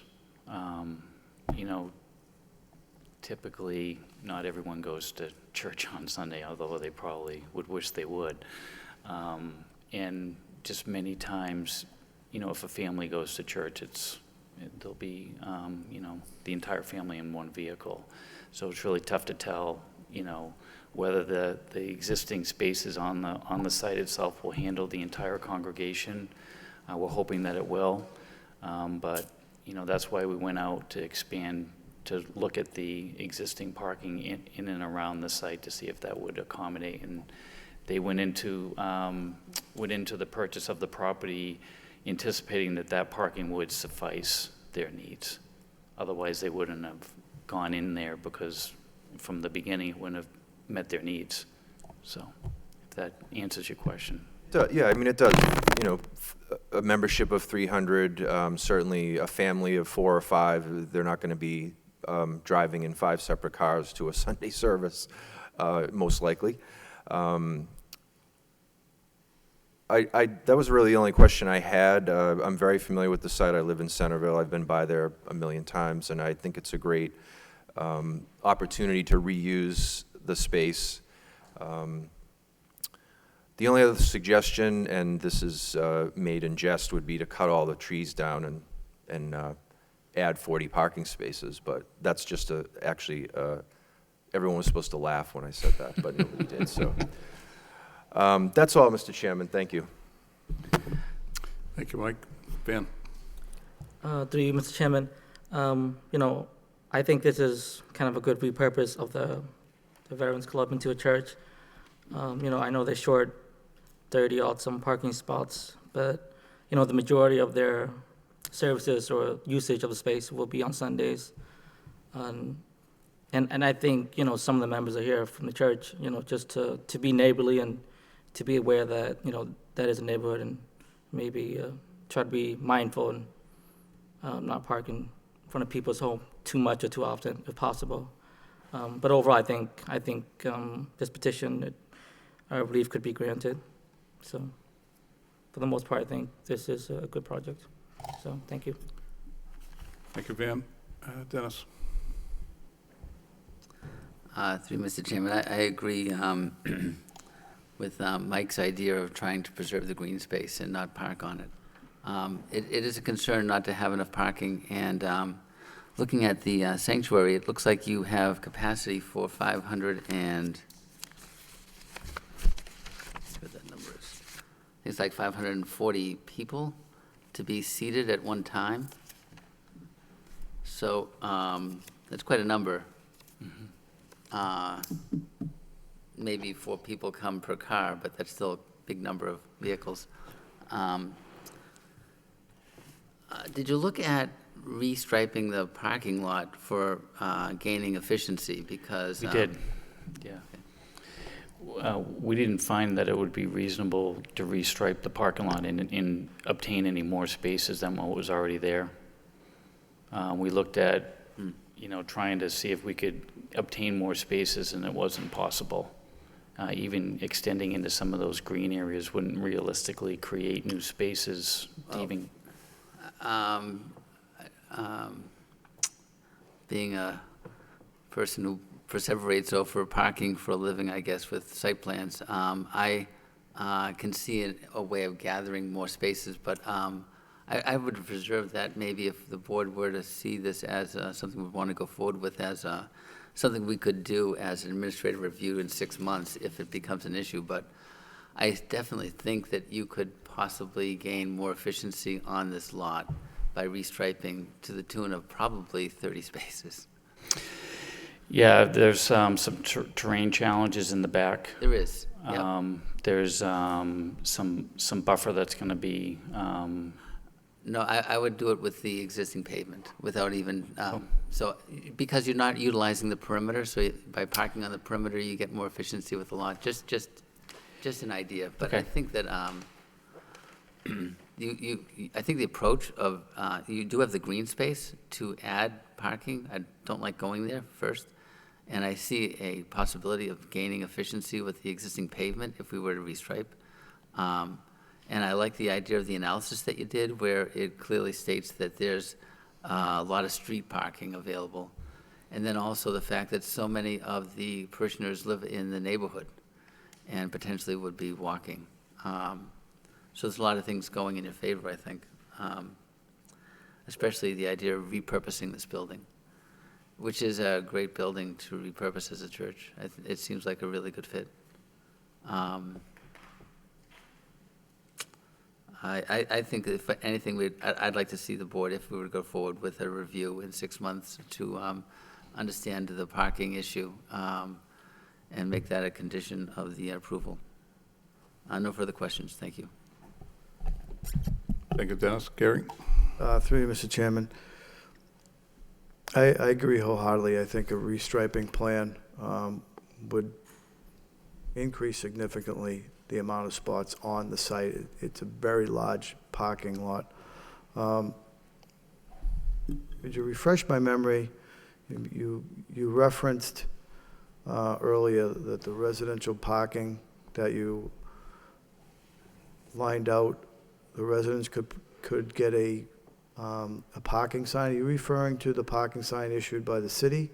The green Yeah, sign? you can get reserved Right. spaces that'll can go up on your, you know, if you have a fence out front. One per residence? There's one. Yeah, what's one or per I don't know if residence, it's correct? limited to one or. There's a fee to that, correct?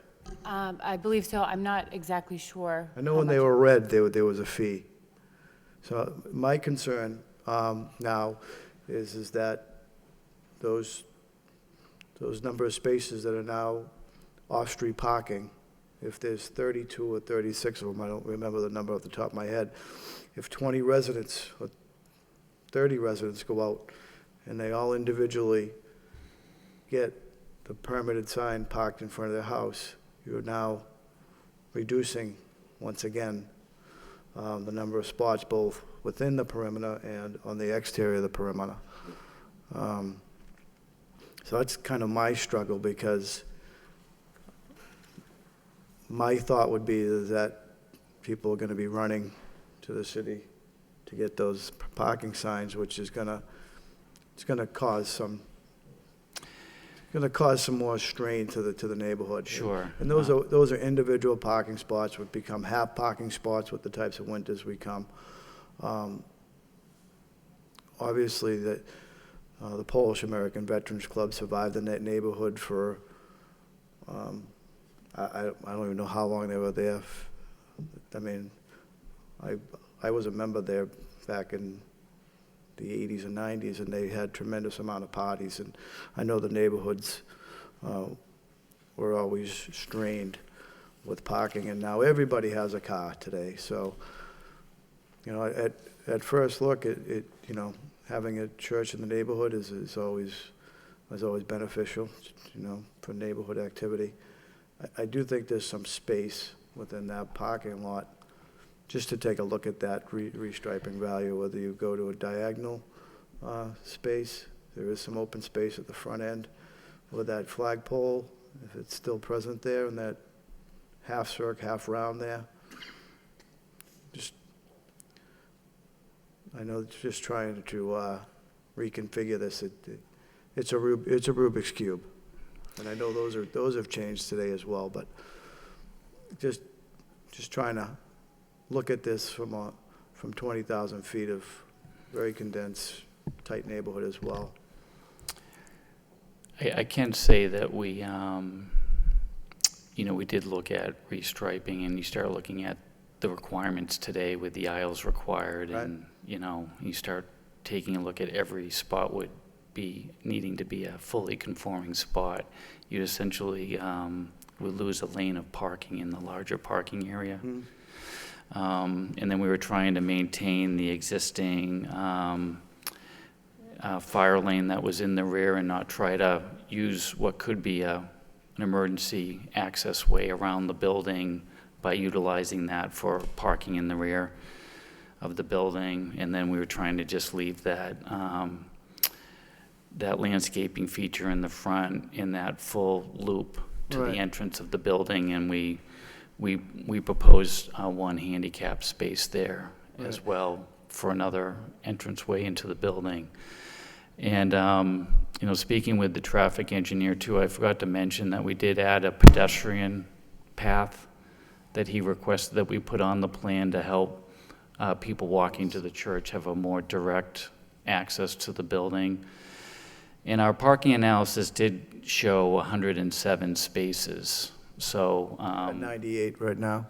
so we estimated about 81, Okay. which is, you know, about, close to 250% more than what we're thinking that we're needing per the zoning ordinance for the parking requirement.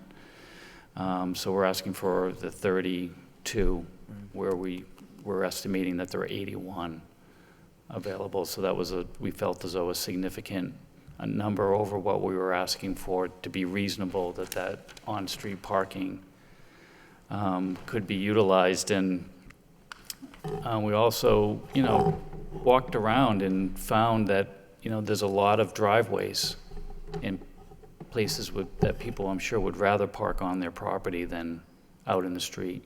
So, and it's, you know, Sunday, we felt as though was kind of a quieter time where, you know, that's more apt on a Sunday morning to see a lot of vehicles out in the street if it was needed, as opposed to during the week where a lot of people are taking their cars away and they're bringing their cars back in the early evening, and that's when you would see a lot of cars on the street. But on a, you know, a Sunday morning, you would think that, you know, a lot of people tend to, I would say, leave the home later in the morning, and that you would see vehicles on the street on a Sunday morning, and that's when the survey was conducted. So. The piece of property at the section of land at the rear of the building, on the backside,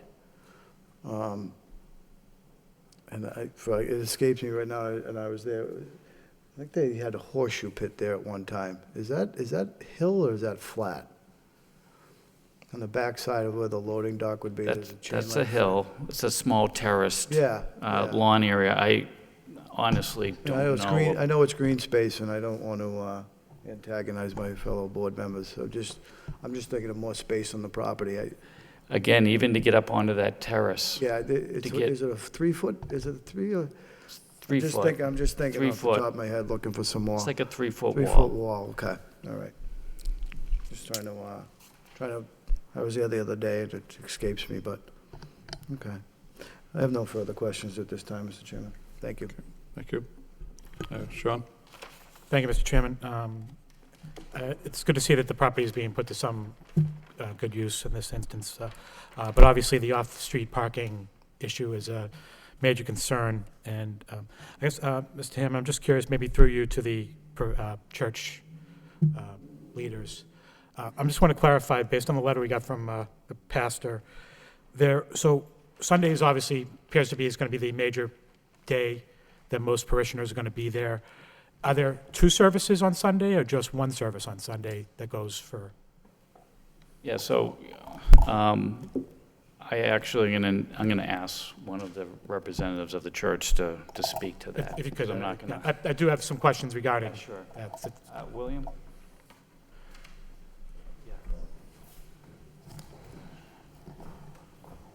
Can you let them know, what happens on Sunday, whether there's 2 services? My name is Karemi Mumboy. I'm the pastor of the church, and we have 1 service. The other services that we have is the youth service that runs parallel to the main service. So essentially, it's 1 service. Okay, because the letter you sent said Sundays 11 a.m. and 1:30 p.m., and that's why I was a little. No. 11 to 1:30 p.m. To 1:30 p.m. Yes. Okay, that's because my thinking was if you're having 2 services, you got people coming in and out and No, parking. it's just 1 No. service. It's a big difference if they're staying there for 2.5 hours as opposed to coming in and going out. Trying to be on the safe side, we put 2.5 hours Okay, because of the people that may come earlier and leaving a little bit late. okay. And maybe you can speak to this because I mean, I know when you're over in Chelmsford Street near with the old registry thing. Yes. What's the sense you get is like on an average Sunday, like how many parishioners would show up to a hearing?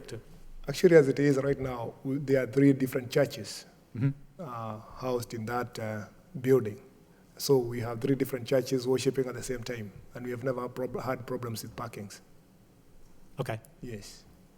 All right. Well, I mean, I like the fact that, you're putting the building to good use, and it's just that there are some concerns with regards to the off-street parking that everybody has, and I think that an administrative review, if approved, an administrative review of 6 months, so we can get an idea as to how things are working out, I think would be an appropriate measure in this instance. But I wish you the best of luck. Thank you. Thank you, Sean.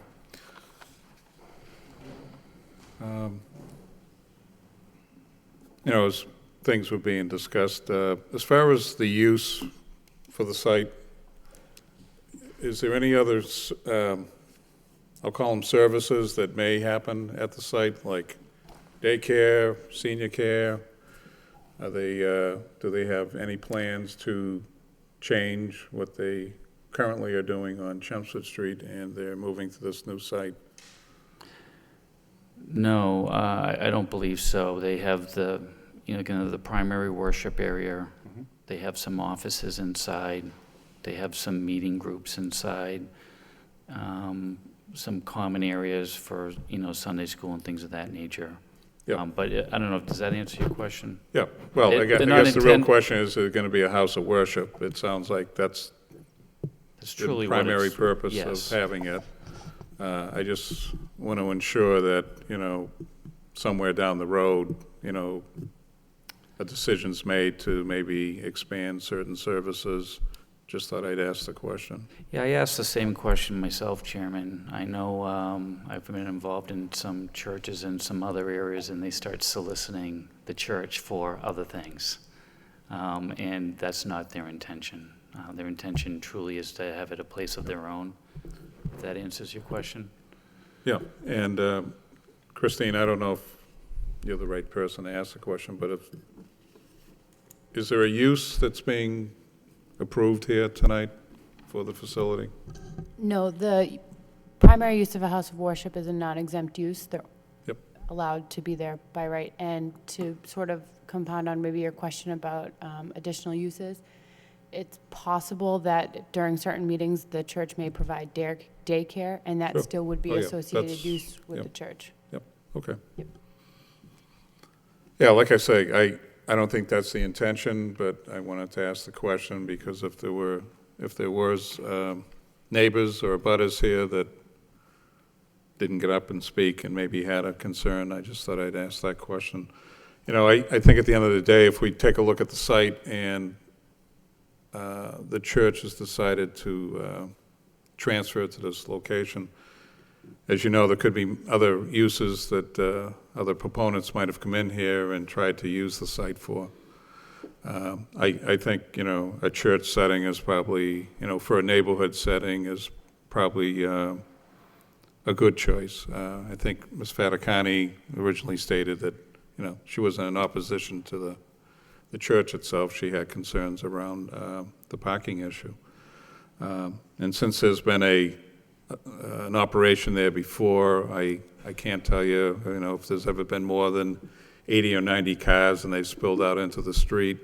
I don't know if that's happened in the past. We didn't receive any reports from any of the city departments over concerns around, I'll call it the overflow that may transpire based on the variance that's being requested.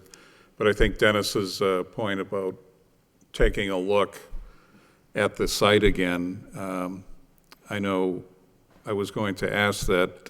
It didn't sound like they were making any changes to the hardscape that's there. They're going to leave it in place. Is that the plan? That's the plan, yes. Okay. So is it a cost issue to explore expanding and taking a look at that site to maybe capture some more parking? I think that would be secondary. The primary analysis that I did was what were we going to gain if we were going to create every single spot to be a conforming parking spot. And I felt as though we weren't going to be gaining much in terms of doing that. Yep. So I think, you know, looking at this in 6 months, seeing if this is not going to be, seeing it operate and not being detrimental to the neighborhood is a reasonable request. Well, I think that's the key thing for this petition is the impact, potential impact to the neighborhood. If we're just talking about one day of services where the influx of parishioners are going to come to the site, then I think the church and the neighborhood will realize, you know, what's the peak times and what needs to be mitigated. And I know the comment about the green signs, if we want to call that, or the residential parking stickers. As soon as you made that comment, I said, well, if everybody went out and did that, then I'm sure you factored that into your equation as if you looked at, I mean, my feeling on Sundays is I would think more people would be around the house on a Sunday as opposed to leaving their residence, but whereas things were during the week, if people are off at work, then you have the parking. But I'm not going to debate that, you know, if we're talking about one day. So I think the 6-month review probably is the best tool that we have right now to manage what happens going forward. And I think I'd also think it would be wise, you know, after the 6 months, if there's a real impact on the neighborhood because of the parking issue, then the next step is you're going to have to do that reevaluation of the internal hardscape to see if we can capture some more parking. Sure. I mean, I don't know if there's a lot of carpooling that goes on with the church members, or I know you talked about the neighborhood activity. Obviously, we don't have any numbers, hard numbers to look at, and I don't think that's reasonable to throw out there. But I don't know how many people are actually traveling and if there's a lot of carpooling. Yeah, Not we knowing actually the discussed operation. that too, carpooling, but the church is going to have to change their ways if they're overtaxing the neighborhood. In all honesty, during the week, after 5 or 6 o'clock at night, besides the chorus practice on Monday night at 6, it's going to be really quiet here.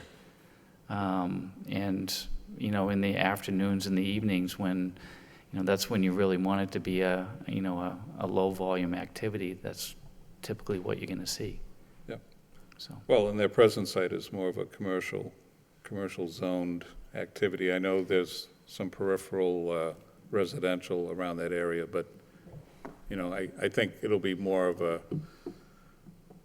setting that they'll probably be a little bit more comfortable with, being within a neighborhood. You know, some people might not agree with that, but I think it would blend in a lot better. So I'm, based on the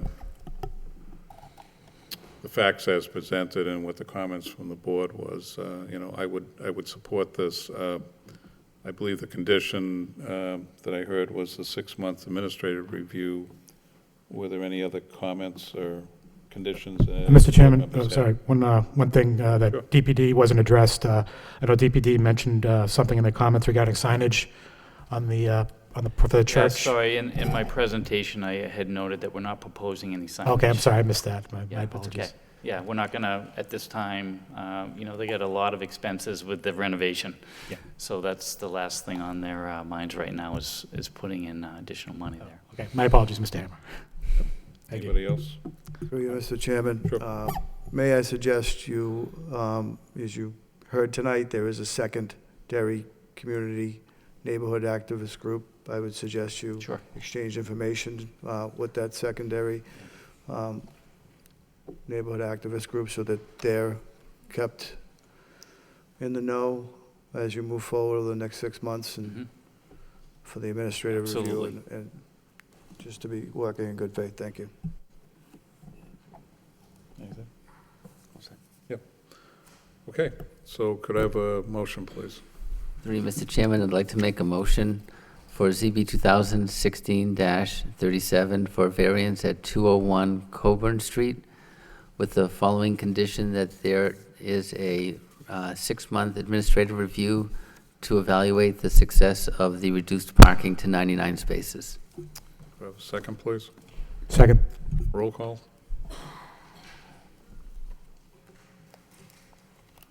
Chairman Bailey? Approved with condition. Member Perrin? Approve with condition. Member McCarthy?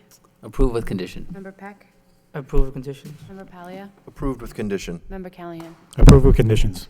Okay, Mr. Hammer, you've been approved. Thank you very much, Wish you a lot Chairman. of luck, and the representatives of the neighborhood, thank you also for coming out this evening. Yeah, thank you, members of the board as well. Thank you. Thank you. Thank you.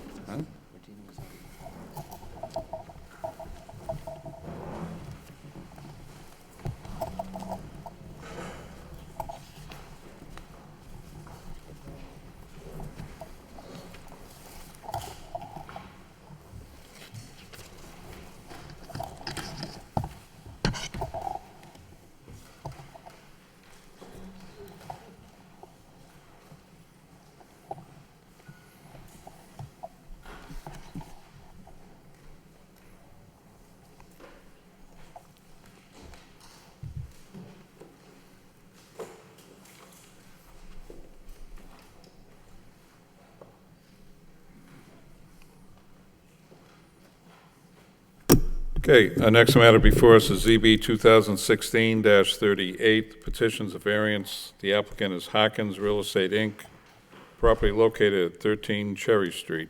And the petition, seeking variance approval at 13 Cherry Street. The applicant proposes to construct a single-family home without the required lot size and grant a variance from minimum lot frontage. The proposed project is located in the urban multifamily zoning district and requires variance approval from the zoning board under section 5.1 of the Lowell zoning ordinance. Good evening, sir. Good evening, Mr. Chairman. George Theodoro, representing the applicant, Harkins Real Estate. Again, this is a variance without the minimum lot size and frontage, seeking to construct a single-family home, approximately 26 by 30, and according to the elevations that were provided to you, to give you an idea of what would be built there in the event that we were approved. Now, it is our understanding that, this lot is unique in that the entire neighborhood developed around it, consisting of primarily pre-existing non-conforming lots, and this lot remained underdeveloped in its current state. And it's even more interesting for the fact that while you had lots next door that were developed, which were, we'll say 5 Cherry Street, which comprises 1,305 square feet. Across the street is 8 Cherry Street of 2,088 square feet, and across the street of 10 Cherry Street of 2,047 square feet. This lot remained undeveloped. And under the zoning ordinance, which had eventually been passed, it was short a minimum of 49 square feet for the lot area for this neighborhood, and just short for, as far as the frontage is concerned, of 2 feet. The lot has 3,351 square feet and is required of 3,400 square feet. The frontage is required as 55 square feet, and we have 53.7 square feet. So given this unique factor, it would be a complete hardship if this variance was denied in that regard. And we believe that this could be passed without being any derogation to the public good or the zoning ordinance, that this would fit in and comply and enhance the neighborhood. What we would be doing here is building a single-family home. Parking is provided on the site of 2 parking spaces, which is very important for this neighborhood since it's extremely tight over there in that street. So we provided the parking on the lot. We are probably going to be, even the lot right next to us comprises 26 square feet. So, we are fitting in very well with the neighborhood. Aside from that, what also would be done here is in developing this property and putting a single-family home, it would be a benefit to the city. This would be added to the tax rolls, providing housing. And from a point of view of establishing what should be done in a redevelopment in a neighborhood, that this type of urban scale development fits in there. Putting this size home of approximately 1,500 square feet on this lot fits. We did go ahead and meet with the neighborhood. Immediate abutters we discussed this with, since we thought that was appropriate to do. And what we did is we went over, we showed them the plan, and also we have a photograph of what this proposed, an actual photograph of this home, because with me tonight, of course, is Matt Hammer, who did the site plan, as well as Dean Jenkins, who would be constructing the home on behalf of Harkins Real Estate. This is a single-family home of this design that you have with your papers that was built on Lane Street. So, we think that this would fit in very well with the neighborhood. And like I said, we are asking for minimal relief in the size of the lot, of 49 square feet of the relief that we need, and only the 2 feet of frontage. And of course, extremely important here, as you can see in our site plan, we did provide off-street parking for 2 vehicles, so that is fulfilled. We ask that you consider this. You consider the fact that this is a completely unique lot in that this lot pre-existed all the other development, yet it wasn't developed, yet when the zoning ordinance passes, it's only short 49 feet and 2 feet of frontage. And the entire neighborhood consists of, pre-existing non-conforming lots. We ask that you consider that this will be a benefit to the city, again, providing housing. It would fit in with the neighborhood and also provide another addition to the tax base and additional tax revenue to the city, which we feel is a very important contribution, as well as existing housing for the neighborhood. So with me tonight to answer further questions later will be Dean Jenkins, who will be, as I said, constructing the home for Harkins Real Estate, as well as Matt Hammer, who did the site plan. There were some questions and comments from DPD that related to specifically the parking scenario that we had. And there were some different scenarios that were there, and they were thoughtful in their presentation on it. We would like to avoid stacked parking over there. We think that stacked parking, we think that if we provide the 2 parking spaces that we have in the back, that would provide for additional parking in that driveway there for maybe guests that would come by and visit. There wouldn't be room for off-street parking in the front. So I think it's important to have that, the parking in the back. The reason we asked for a flared entrance over there is because the driveway does get narrow, so the flared entrance would be good so that we could go ahead and exit and enter the premises. Also, we have another plan that came in today that the property line of this actual property line, which exists in many properties throughout the city and especially downtown, comes out onto the public way. Just comes right out to the public way. So we'd be providing, do what is necessary for that and provide a public access easement for that. And also we did, in the meetings that we had with the neighbors, try to answer their concerns that they would have, and especially the immediate abutters, many of which are here tonight.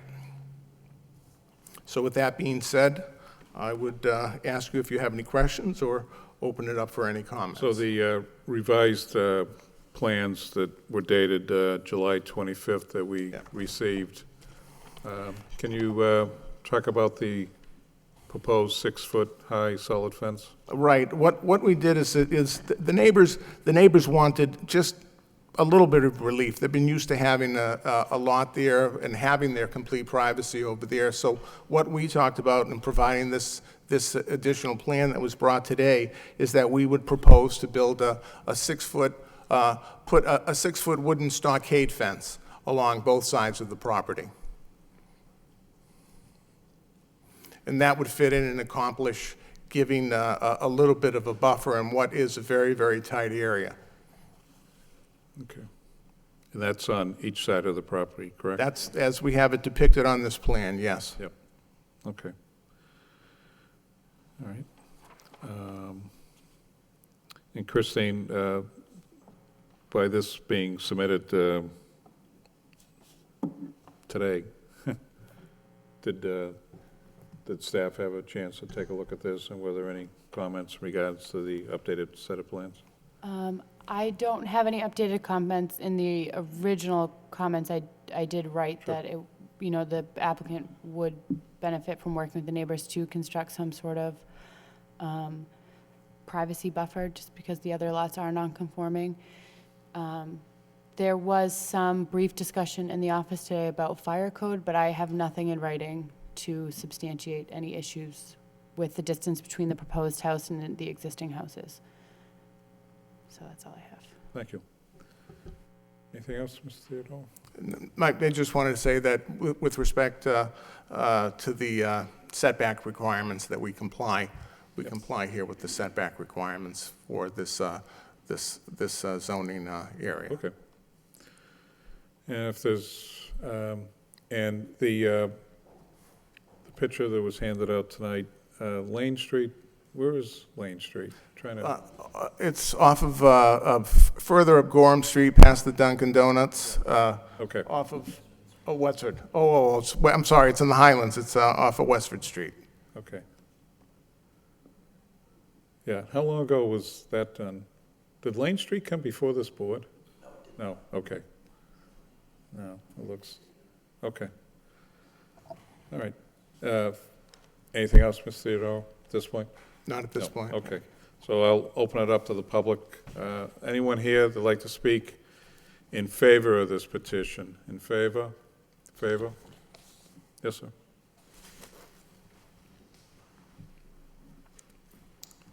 Hello, my name is Jalon Pacheco. I live beside I'm at 5 Cherry Street. Okay. I would like to say I am in favor of this happening as long as that fence is put in. Otherwise, I would feel I'd feel differently. Okay. All right, thank you, sir. Thank you. Yep.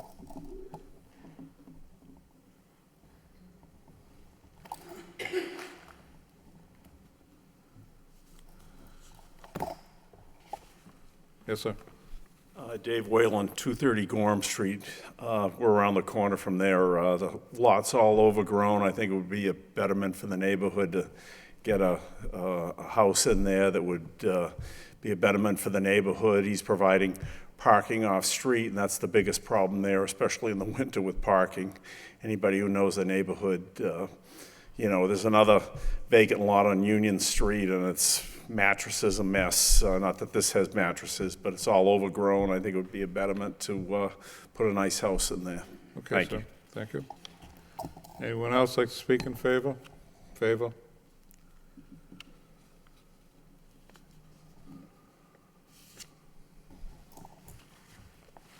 Yes, sir.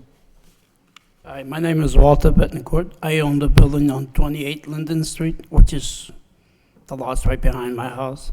Okay. It's a good thing they're building the home because I hate to see all the weeds come over, and every month I have to snip off the leaves of my fence. So if they do this, that's one less job I have to keep my fence clean. Okay, sir. So that's a good thing. Good. Okay, sir. Thank you.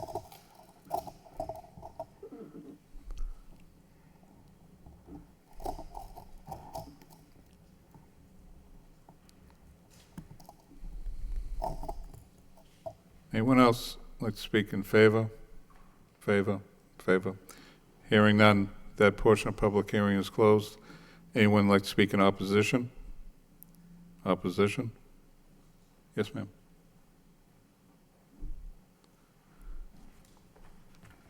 Hi. Thank you for allowing me to speak. My name's Dion Gegas, and I live at 84 Chapel Street. I'm around the corner from this lot. Okay.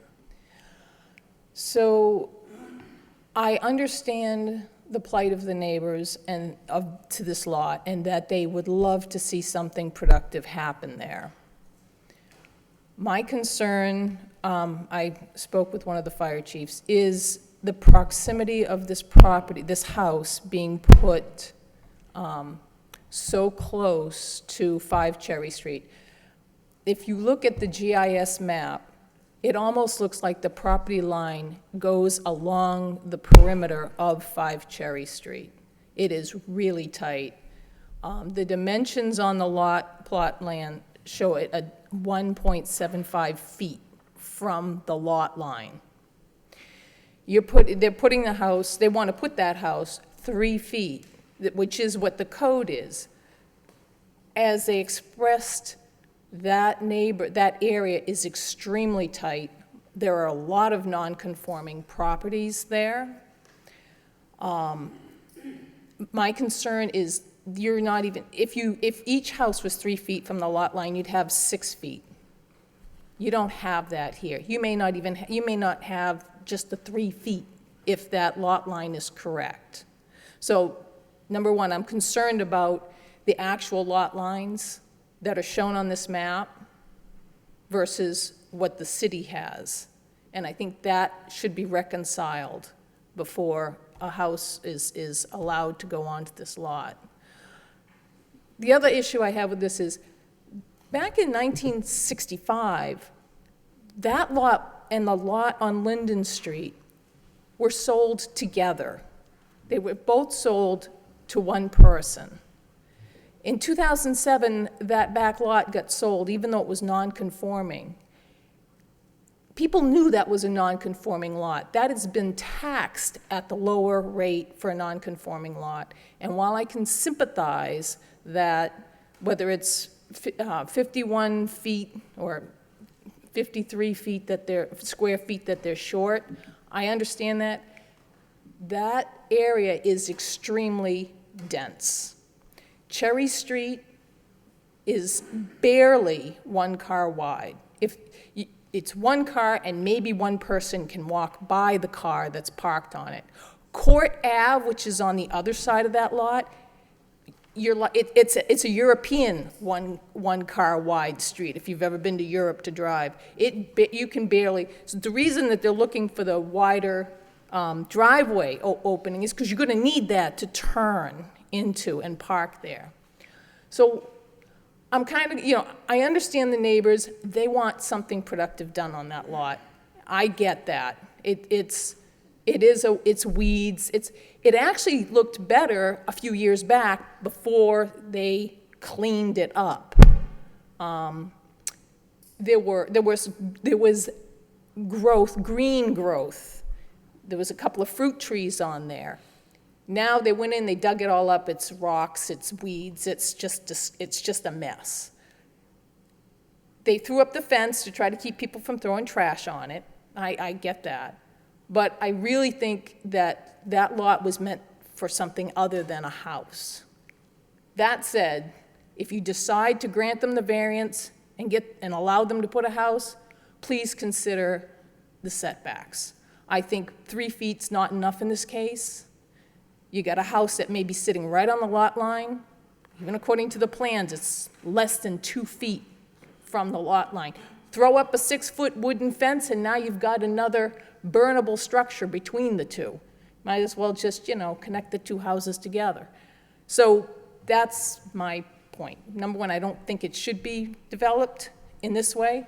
I think it would be better as community garden space, parking for the neighbors. There's other things that could be done with it. But if you choose to grant them the variance and put the house, please consider the proximity of the other houses on that street. Thank you. Thank you very much.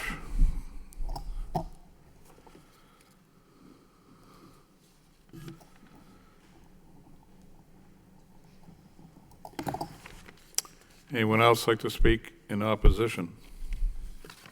Opposition? Opposition? Okay, hearing none, that portion of public hearing is closed. I'd like to open it up to the board. Mike. Thank you, Mr. Chairman. I have 2 questions, some that have already been brought up, or one that's already been brought up.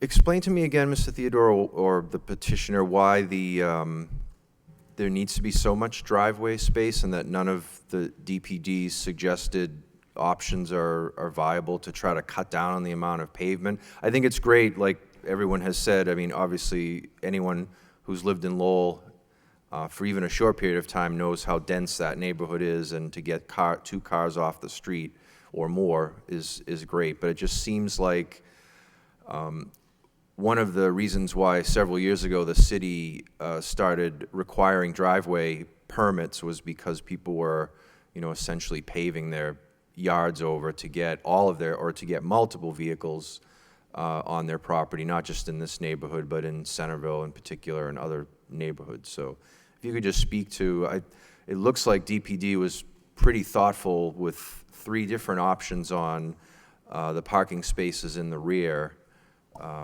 The other, I guess, part 2 of that question would be, is there some material that could be used other than standard asphalt to then, if you were going to use all that space, to use a different material basically for the stormwater?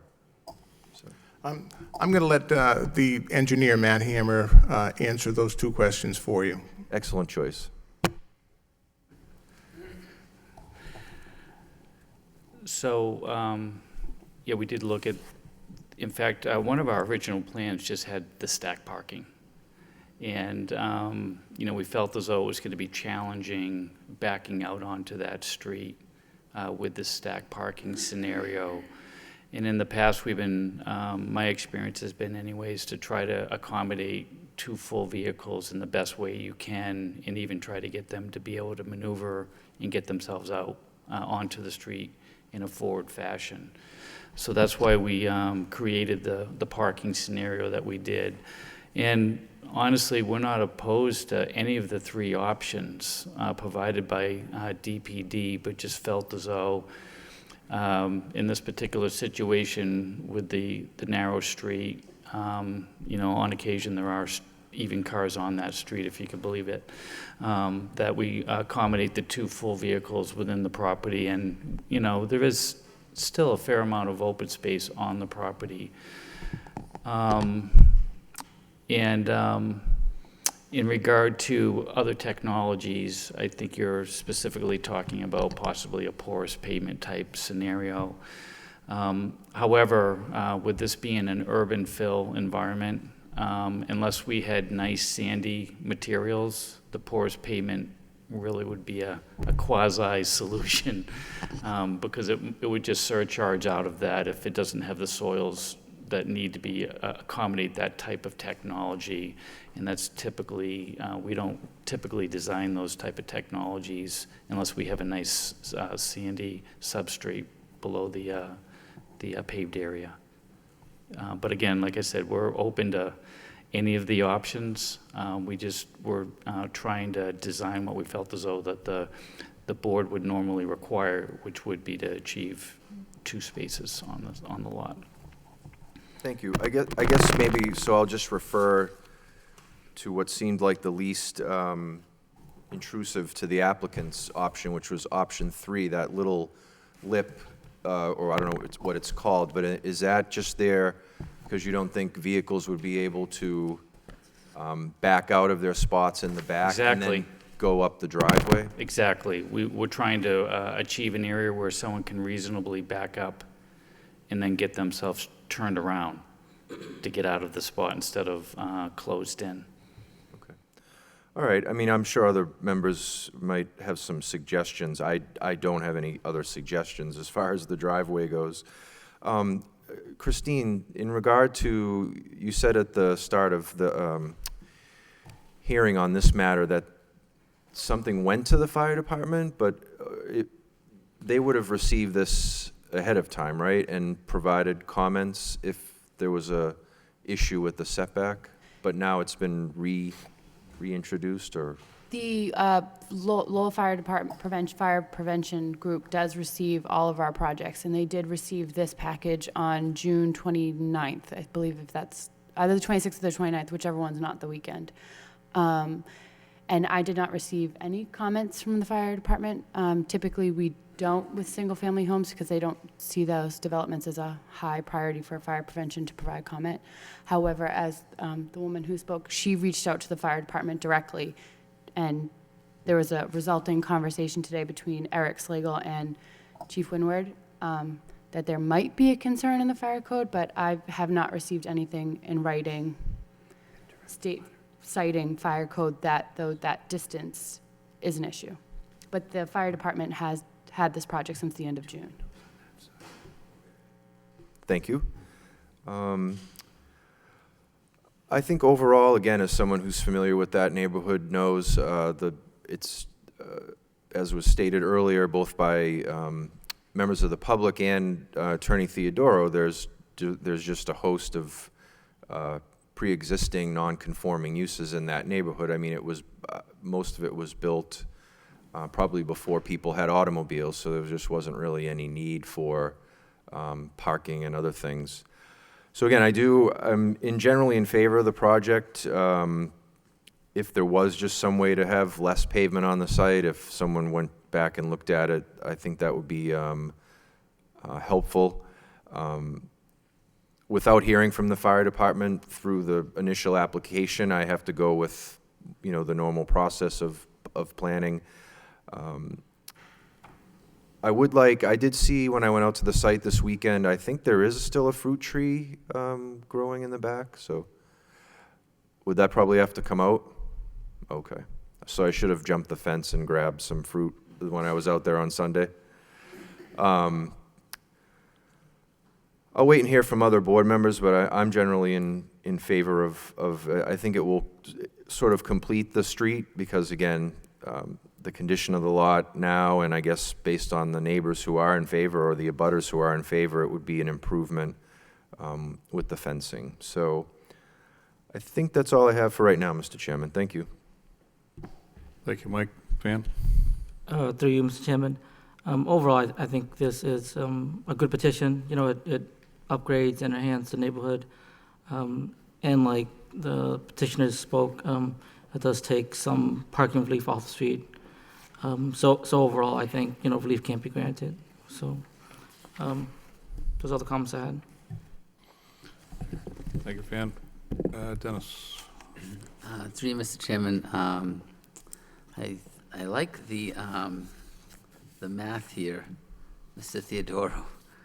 So we have roughly 1.5% of the area that doesn't conform. So you're asking for a relief of 49 square feet out of the 34,000, which computes to 1.5%, which is, I think, for me, is within the realm, reasonable realm.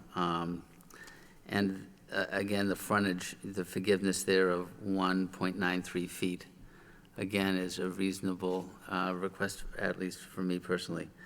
I don't like the added pavement in that driveway for no apparent reason.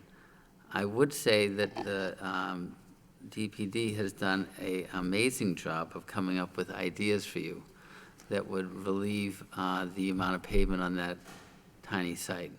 I would suggest that we go with the 9-foot, 7-foot wide drive. Maybe the curb cut could stay at the 20 feet to allow for easy access, but I don't see what the point is the wider pavement. If you have the access with the larger curb cut, it's the same thing as having, so I would suggest that we accept that as a condition, that we reduce the drive to 9'7" and accept the 20-foot wide curb cut. That would be reasonable. We could do that. Okay. I seem to remember 5 feet, Christina, being required between structures unless you have rated walls. We're 4 foot 8 inches. So I think we'll leave it up to the building department to figure that out, but in the final analysis, the building might have to move over 4 inches. Big deal. If that's the case, we could do that. We could move that. But I don't think we need to make that a condition. I think that's something we can leave up to the building department because they'll be the ones providing the permitting. If the board agrees. I don't have the information exactly as far as what the fire department's going to require. So what did you say about fiery? I believe in the fire building rated? code that unless you have a rated wall, you're going to need to have a minimum of 5 feet between structures. That's a difference of 4 inches. So I think for the purposes of accepting the plan the way it's submitted, we can leave that up to the building department as far as determining whether or not they need to have 5 feet between structures. There is a plan review during the building permit process where this would come before the zoning office, the building department, and there would be an additional review from the fire department before they were even issued a foundation permit. So, just looking at other properties, Lane Street's loaded with properties that are probably less than 5 feet between them. We could stipulate here, Mr. McCarthy, to move the building over, shift it over 1 foot. To provide a minimum, okay. To provide a minimum. To increase the side yard setback to 4 feet on the easterly side. Is that right? That's correct. Okay. Okay. We know the abutter, he didn't have any concerns, but that certainly would relieve any other problems there, would make it a little bit better plan, I think. And like I said, I think that conforms with the attitude in the neighborhood. There's a number of structures that are probably under that on Lane Street alone, so. I love the idea of filling in context, especially where I think this does make sense as a buildable lot. So I support this. Thank you. Thank you, Dennis. Gary? Through you, Mr. Chairman, I do want to take the opportunity to thank the neighborhood abutters to come out and speak in favor of this project. It's their neighborhood at the end of the day. It's where they live. It's where they spend their time and their life and recreation, whether they spoke for or against. It's always good to have the public input. Blighted parcels in the city of Lowell are a detriment to socioeconomic value. They're a detriment to public safety. They're a detriment to nuisance for children to go playing and people to gather without authority. So anytime we can take a parcel and provide adequate housing, affordable housing in the city, I think that's a positive. I do want to take note that your recent, this immediate stipulation right here, right now, instead of seeking continuance like other people may have done, I think that shows and bodes well for what you and the builders, you're planning on doing and moving forward. What you did on Lane Street, I know you have the city's intentions in your plan, and I do appreciate that. I do support this, and I wish you the best of luck there. Thank you. Thank you, Gary. Sean? Thank you, Mr. Chairman. I share the same sentiments as my fellow board members. The neighborhood is very tight-knit, and that parcel, I mean, you're seeking very minimal relief based on the zone area that it's in. And I was concerned also about the eastern border of the thing, but the stipulation to move it over another foot does ease those concerns. So I wish you the best of luck. Thank you. Thank you very much. Thank you, Sean. Well, I can honestly tell you, that I've never been down that street, and when I took it right down, I was amazed at the width. So a couple of things came to mind. So, Mr. Jenkins, you're going to be the contractor there, right? So how are you going to load and offload material and build that house? Can you come up and address it, please? I'm glad somebody asked that question. Nobody actually asked it. That's I'm why Dean they pay me the Jenkins. big money. I am the general contractor for Mr. Harkins. And so I too have been thinking about, the loading and unloading and so forth of equipment. There is a decent amount of room once the fence comes down for temporarily.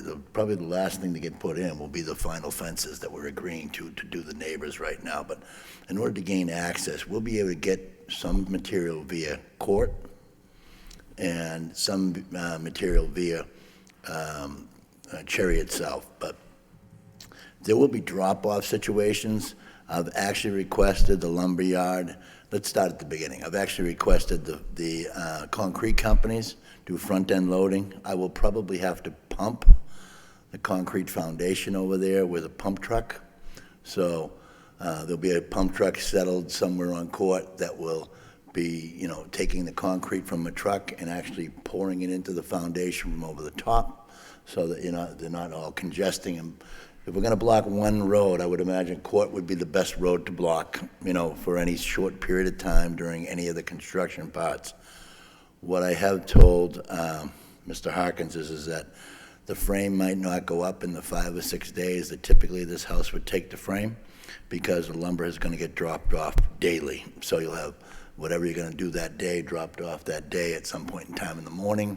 Put on the first deck, for instance, if the guys felt a little strong and wanted to keep going, they probably can't, because they're going to have to wait for the lumber to be delivered the next day.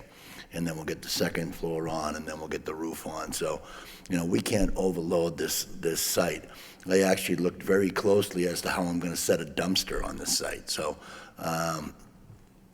so I've looked at the back of Court and the time frame that I'm going to need a dumpster. I'm not sure I can get a 30-yard dumpster on the site. I think I'm probably going to end up with 20-yard dumpsters, which just means, more retrieval and whatever, but probably safer and easier and, less obstacles on the lot itself. So our goal is to keep it as clear as possible of items. Only vehicles are going to be there. I'm going to suggest that my guys try to park their trucks, it's kind of like in a manner that's going to make sense. But typically here, I'm not going to be able to have 7 or 8 different subcontractors working simultaneously. And if they are, they're going to have to be carrying their stuff like the good old days onto the site from somewhere else. And so it's going to go, it's going to have to go in a more uniform way, which, I'm used to doing. I've built on a lot of small lots in the city, a lot. And the ones on Lane Street were all 4,500. The last two I purchased from the city. And, they were 6-family homes, actually, that have been torn down on the last two. And, you can do it and you manage it, but you just kind of have to organize it and set it in motion the way it needs to be done. So to answer your question, if we have to block someplace, it's probably going to be court. For as small amount of time as possible. Typically, it's the very beginning when you're doing the foundation and a bit of the excavation. So I've told the excavator that he is going to put his equipment on site and then take any trucks or any of the other stuff that we're going to need and move it off-site, park wherever he can on a typical area for what these guys would do off-street or whatever, and kind of go from there. So. Organization's going to be key here, but, we've managed it before, and I fully intend that it will be okay over here. So I guess that all those coordinations would have to be done through the permitting process with the city. I'm sure they're going to... the most important thing is the city's not going to really worry about whether Dean's trucks show up in a certain destination. I know the police department's going to be on top of me to make sure that I'm not blocking roads and blocking, particularly around the courthouse. I'm sure that I'm going to have some restrictions put on me from that perspective. Sure. Police details, obviously I'm going to need to get into the road to get the sewage off the street. I'm going to need to get the water onto the site. It sounds like that's going to come down court for me to get it so far. At least that's what it sounds like from the water department. So, I want to be a good neighbor, and I want to try to, have you understand that I will be opening up roads, but I plan on closing them that day. So it's not going to be like a 3-day job type of thing for anything that I'm doing. If we're going to do sewers, we're going to set it up. We'll be there early. We'll get it done in that day. It'll be off the street, and then he'll be gone until we're doing water, and hopefully those bigger utilities and foundation, which typically are the most intrusive, loudest, are the things that we can manage the quickest and the safest for that spot. And I'm sure the police details will be a big part of it for us. So, and then dumpsters, we plan on using smaller dumpsters and basically going from there, so. Okay, thank you, appreciate that. So, in reflection of, I was thinking about how the construction was going to go. Again, back to, I couldn't believe how tight that whole neighborhood is. And I not only drove up, but I also turned around and came back down just to get a feel. And, the parking, as you know, Ms. Theodoro, is always a key for this board, and, providing 2 parking spots, obviously, for that street, is a plus. But I couldn't help but look at that site and say, why are we throwing up a home? Why aren't we as being the city, not the owner, but wouldn't it be nice to have a little park there? But I know if something, to your point, since that land has been vacant for many, many years, and I know there was a comment made about prior ownership, but we have nothing in front of us talking to that. That was just kind of a quick observation when I went through that neighborhood, that it'd be nice to have some green space. But I also realized that, Mr. Jenkins, if he's going to be the builder, I know he's done quality work throughout the city. It's not the first time he's been before this board. And, I have faith in Mr. Jenkins and the Harkinses that whatever they put up will be a quality product. And, obviously it would be somewhat refreshing to the area. So based on that, and, I believe you meet the burden of the variance, because the relief that you're really looking for is very small as far as what we need to take a look at. But as regards to the 3 options for the parking, that I don't know if I heard from, so are we going with door number 1, door number 2, or door number 3? Door number 3, okay. Okay. So we'll call it the third option, Ms. Theodoro. That's right, it's the third option. You're in agreement We with are. the, okay. So again, back to the burden, I believe the petitioner has met that. So we have the condition of the parking. Was there any, what was the other one? The second condition is that the eastern side yard setback will be expanded to 4 feet. Okay. And we'll also, as part of the conditions, we'll accept the latest revision dated July 25th. Do we need another revision to reflect the parking on that or not? I just have a question.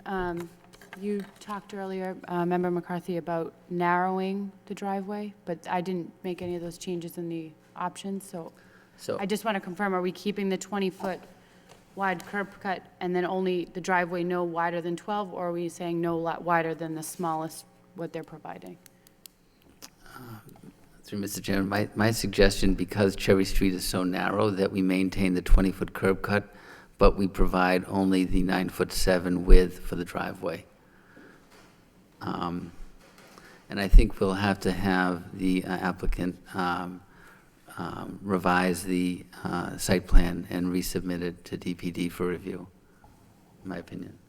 Yep. Is that Yeah, meet with your approval? Sure, that's acceptable so that Yep. it conforms with what we discussed here tonight. Yep. Okay. Any other comments, conditions? Through you, Mr. Chairman, I just want to thank Mr. Jenkins for coming up and explaining and expressing your concerns and explaining to the neighbors. I think that meant a lot. Thank you. Okay. So hearing no other comments or conditions, could I have a motion, please? Through you, Mr. Chairman, I'd like to make a motion for ZB 2016-38 for a variance at 13 Cherry Street with the following 3 conditions. Number 1, that the driveway width be reduced to 9'7" with a curb cut at Cherry Street of 20 feet. Second, that the eastern side yard setback be expanded to 4 feet. And third, that the site plan submitted would be revised and resubmitted to DPD for review. Okay. Could I have a second? Second. Roll call? Chairman Bailey? Approved with conditions. Member Perrin? Approval with conditions. Member McCarthy? Approved with conditions. Member Peck? Approved conditions. Member Palia? Approved with conditions. Member Callahan? Approved with conditions. Okay, Mr. Theodoro, been approved. Wish you best of luck. Thank you, Mr. Chairman and members of the board. Thank you. Have a good night.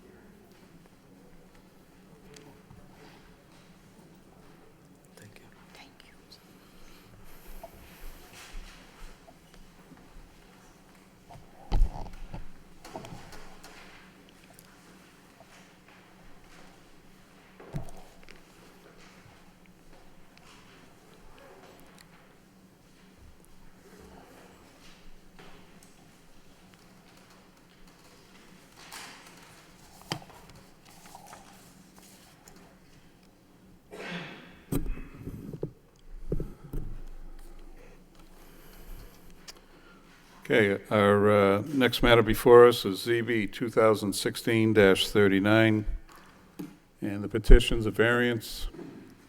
The applicant is Jose Negron. The property is located at 104 Mariposa Street. And the petition seeking variance for lot size, frontage, side setbacks, and any other variances pertaining to the creation of a new lot at the above-mentioned address, according to section 5.1 of the zoning ordinance. Good evening, sir. How are you? Good evening, Mr. Bailey. Good evening, panel. Good evening, my neighbors. Mr. Bailey, I'm here seeking relief for 2,700 square feet of land and 17 feet of frontage to build a single-family ranch. We've been in the neighborhood for about 15 years in the same house. Our house is a California-style ranch. It was built on a slab, radiant heating system, no attic space. Mike is still living with us, and we have put the house in the market various times to sell and move out, but we love the neighborhood, and we felt that developing the lot next door, which has been vacant for about the time that I have it, all this time, 15 years, we thought that it would be a great idea for us and also for the neighborhood. So you've made a decision that you'd like to subdivide your lot. Yes, sir. And what's your plans for the current home you live in? For the current home, we would like to sell it. I feel that one of the reasons that probably we were not as lucky selling the house was because maybe we were asking for too much. If we are successful with the subdivision, we would like to sell it cheaper so that we can be able to find a buyer, and at the same time help the buyer with some financial relief to fix the house. Okay. Anything else you'd like to add at this point? I was requested to provide a site plan by the zoning board, which I did, and I feel that I meet all the requirements except land and frontage. Everything else I meet. I have spoken to my neighbor to the left. If I stand in front of the lot to the left, Mrs. Doris Person, last summer, and she was okay with it.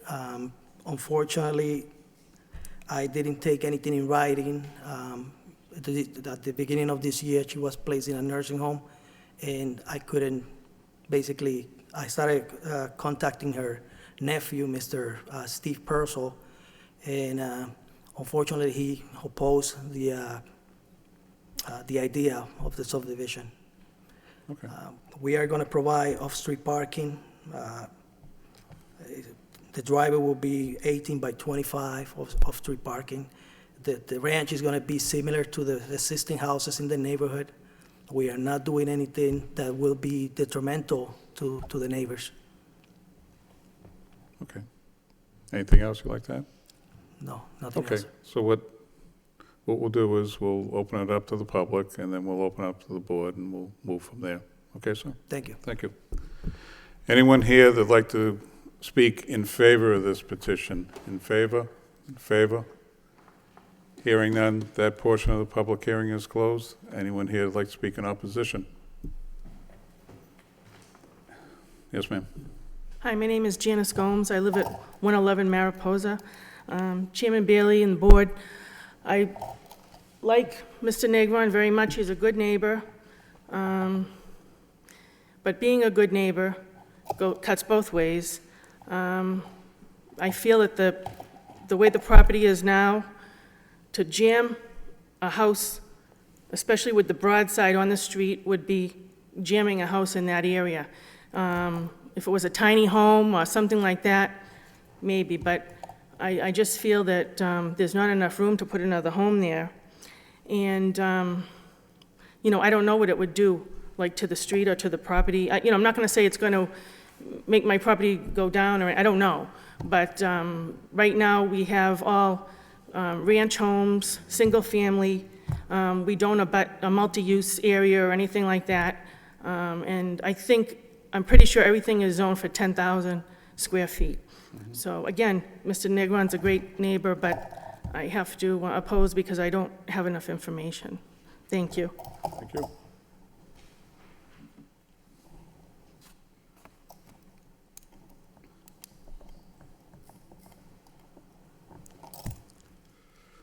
Anyone else like to speak in opposition? Yes, sir. Yes, good evening, Mr. Chairman, the members of the board. My name is Jason Delinsky. I live at 107 Clarendon Street, which is 2 homes away. And I've lived there for 54 years. I've seen children playing in that area. I also have a spare lot next to my property where my children play. And I also agree with one of the neighbors here about jamming a house in there, feeling that the houses have adequate space. It's nice to not look in people's windows and to have space between each home. And that's my concern this evening. Okay. Thank you, sir. Not made for lefties.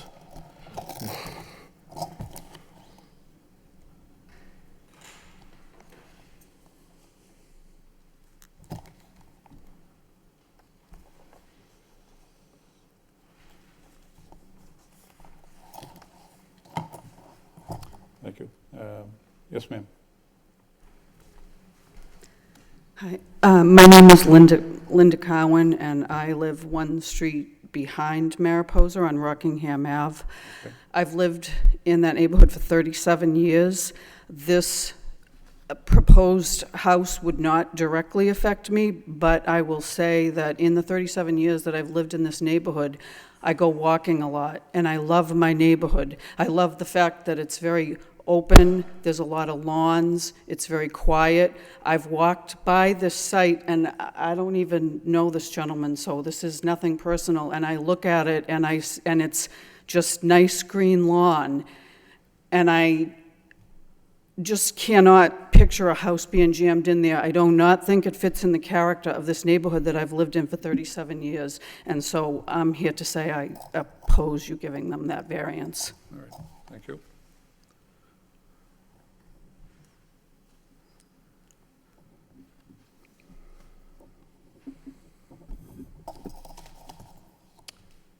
Anyone else like to speak in opposition?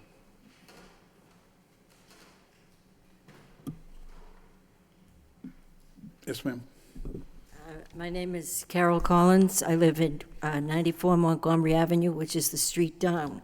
And I'm opposed to this variance because the Highlands is the most densely populated area in the entire city. And the second reason, drainage. This is a very poor drainage area, and during wet spells, everything flows down to Montgomery and Ostrander. The brook overflows, and Ostrander is closed on occasion. And then I feel that any new house in that area is not going to fit into the character of this neighborhood that is there, Ranches and Cape, for 60 years. And I have lived there for 50, all right? And my last thing is 100 feet, 500 feet, that's a variance. 1,000 to 3,000 is a gift. 10,000 is the law. Thank you. Thank you, ma'am.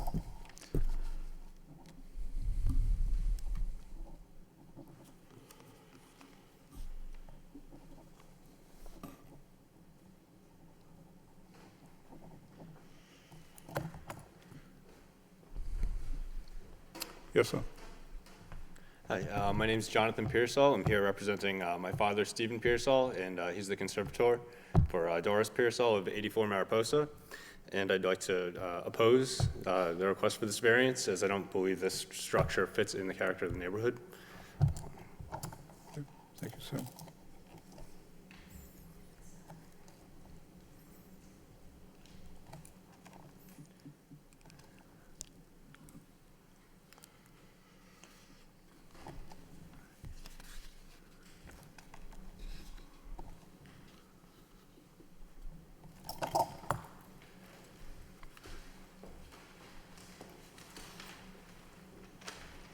Yes, sir. How you doing? My name is Mike McDonald. I live at 93 Mariposa, directly across the street from where the proposed new building is going to perhaps take place or not. I'll just reiterate what most people have already said, that the frontage, that's a pretty small, or pretty large reduction in the frontage, being 100 feet down to 73 feet, 17-foot difference right there. And the 2,700 foot lot difference. I mean, right now I wake up, I look out my window, I see a open lot. To squeeze a house in there, I have some questions about it. And I didn't really get from Jose what the purpose is. And I'd like to address everybody and say, well, if we're going to build a house here, who's the house for? Is he going to split this lot, sell the lot outright, and then sell his own property? Or is he building this new house for himself, and he's just going to chop the lot in half and sell and leave? I mean, he says he loves the neighborhood. I love him as a neighbor. This is nothing personal. It's just I've only been here since August, so I just moved in across the street August 31st. I'm new to the neighborhood, but I just had my baby like for a month ago, and I really don't want the added traffic back and forth or the extra parking. I have a fair-sized family. My family's half Cambodian. So when we have parties, it looks like your golf outing. I mean, we have cars both sides of the street. I know traffic and parking isn't a major disqual for a variance, but it's something to consider along with everybody else that's here. Now, I'm willing, if Mr. Negron said, hey, this is for me and I just want to sell off that other house, I'd love to have Mr. Negron stay in the neighborhood, and I'd be a party to say, okay, a one-floor house, but this drawing doesn't say one-floor house. This drawing says the maximum allowable limits for suburban property, which proposed single 2.5-story wood frame home. That's not a single-story house. The drawing says it right there. Yep. So that's all I have to say. Thank you. Okay, thank you, sir. Anyone else like to speak in opposition? Opposition? Opposition? Hearing on that portion of the public hearing is closed. I also want to read into the record, we received communication from Stephen Pearsall, and in his letter, he's in opposition, and he's been appointed a permanent guardian for that property. And he's reviewed this with his family, and they don't believe this variance will maintain the value of the property at 84 Mariposa. So that's their opposition to this petition. Okay, so at this point, what we'll do is we'll open it up to the board, and Mr. Negron, you might want to come up just in case one of the members have a question for you. Okay, Mike. Please. Thank you, Mr. Chairman. Yes, actually, the question I had is similar to what a couple of the folks who came up to speak mentioned, because on the plan, you do have it marked as a 2.5-story home, but the photograph that you provided is basically a ranch with the garage underneath, and it actually looks like the majority of the homes that are already on the street. So I was confused about, and I think DPD had some comments about the size, the original proposed size of the home versus the photographs. So we don't actually have any elevations. We just have the photo and then what's on the site plan. So if you could maybe explain a little bit more what you're at least thinking of building there. Yes, sir. That was a mistake by the surveyor. It is a ranch, 1 floor. It is a ranch with off-street parking for 4 vehicles, and it's not a 2-level house. I also would like to clarify that within 300 feet radius, including the house next to me, there is a house with 5,000 square feet, which is the one next to me. The one behind me, 7,500 square feet. The one at 111, I believe, is Rockingham, 5,000 square feet. 107, 7,500 square feet. So within this radius, there are more than 5-6 houses that are under the requirement, the 10,000 square feet requirement. So this is to show that it is a mixed neighborhood. I understand that it's 10,000 square feet they require that we need to build a house. But I think the demographic of this land it varies. It's not 10,000 square feet, all of them. That's true, and the planning office provided us with an informal survey of the lots in that neighborhood and provided a similar statement that they range anywhere from 5,000 square feet to 10,000, which is the current zoning. Do you have any other, do you have elevations, drawings of the proposed home, or? For the reason I requested the surveyor to just do a site plan, because when I spoke to Judy Timon, I expressed her that I wasn't going to invest a lot of money. I wanted to come and see what the neighbors needed to say and the board, and then I will take it from there. So she suggested just to do the site plan with the driveway and the green area. Which also the green area exceed. I have 1,900 square feet of green area on the back, and the requirement, I believe it was only 750. So I exceed twice what is required for green area. Okay, I know this issue has come up in the past, and perhaps some other board members will have thoughts on the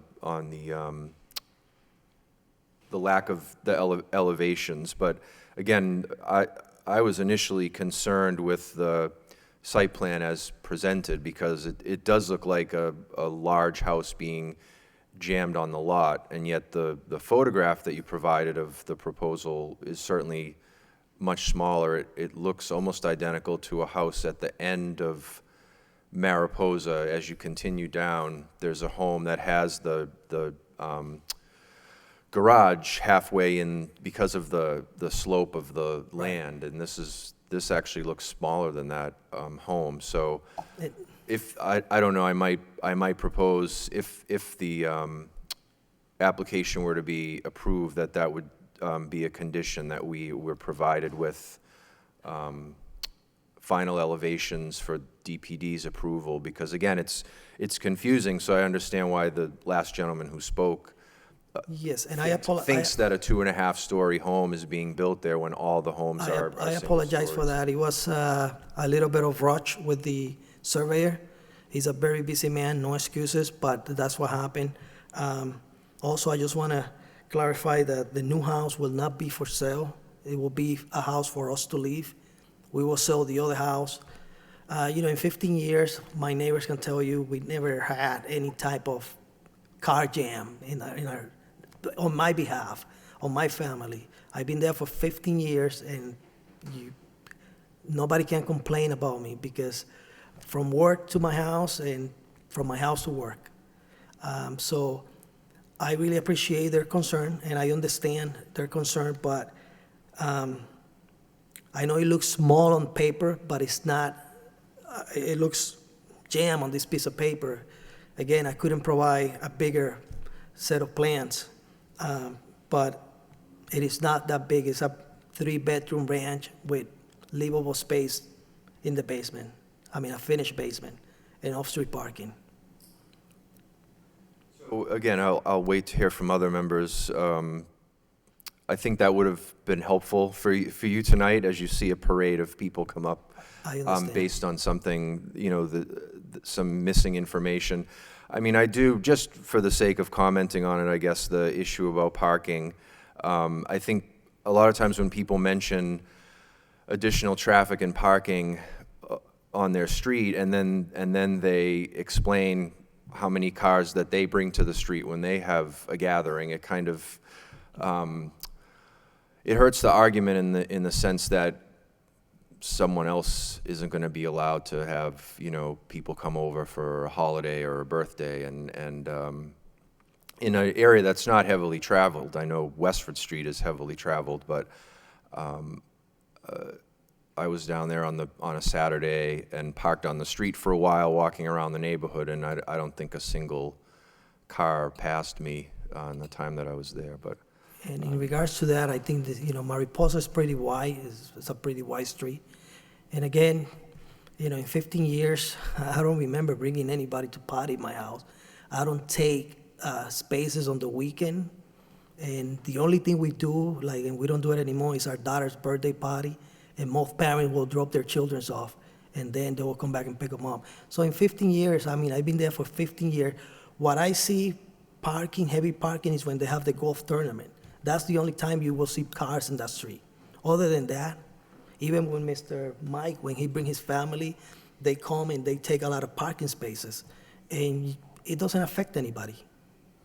What, do people walk through the woods to Mount Pleasant? They park on People will take Mariposa? And all over the street, they'll park all over to go to the golf course. I believe it's once a month, or one weekend, I believe it's in July, they did it last weekend, and they take you can't park anywhere. They even park on your driveway. And that's the only time you will see parking jam in that neighborhood. And they all are witness to that. So me building a house there and putting off-street parking, I don't think is detrimental to the neighborhood. I believe it's good to the neighborhood that we're gonna have a new house there, paying taxes, and a new family, I say. Okay, thank you. I don't have any other questions or comments, Mr. Chairman. Thank you. Thank you, Mike. Van? Through you, Mr. Chairman, I appreciate all the speakers who came to speak tonight on behalf of this petition. Seeing the site plan and what's presented, it is somewhat maybe confusing is the word that I describe it. But hearing Mr. Negron describe his intent for the home, it's a little bit more palatable. I do agree that this would be a huge relief if the board granted it. So overall, I think I'm kind of undecided, so I'll probably just wait to see what the other members Any regards? have the comments. And I'm willing to provide a new plot plan or set of plan to make any corrections required, to make clarifications. Okay, thank you, sir. Those are all the comments I have, Mr. Chairman. Thank you, Van. Dennis? Through Mr. Chairman, the footprint of the new house that you're looking to build is 52 feet wide by 42 feet deep, which requires you to seek additional variance for side yard setback. I responded Judy Timon, she emailed me, and I responded that this dimensions, and again, maybe was negligent.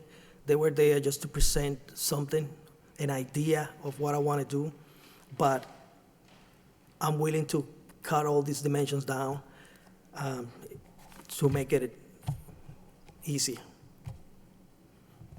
Okay, so you're willing to build a smaller footprint? A smaller house, because we took this plan from a plan that we saw online, and in the rush, we gave it to the surveyor, and those were the dimensions that he picked. I got a bigger plan here. I don't know if it's easier for you guys to see, but I have the same set of plan on a larger scale. It might, I personally don't need to see it. I'm fine with what you submitted, but So these dimensions are not accurate on the house, on the structure itself. it is a significant variance that you're looking for already with a 27% lot area reduction. So you're not meeting it. It's a I mean, we're over 25%, so we're in the, I mean, and I don't quite hear hardship yet, other than the fact that the property that you own right now, you're hoping to get maybe a lower price so that you can sell it easier. I'm not really hearing hardship yet. And then you're also building, at least on the product you submitted here, something that doesn't meet side yard setback, and so it's a very large footprint. So, as this stands, I have trouble supporting this personally, because I think that it is more than we should be accepting for variance. On two cases, I don't understand how the hardship piece is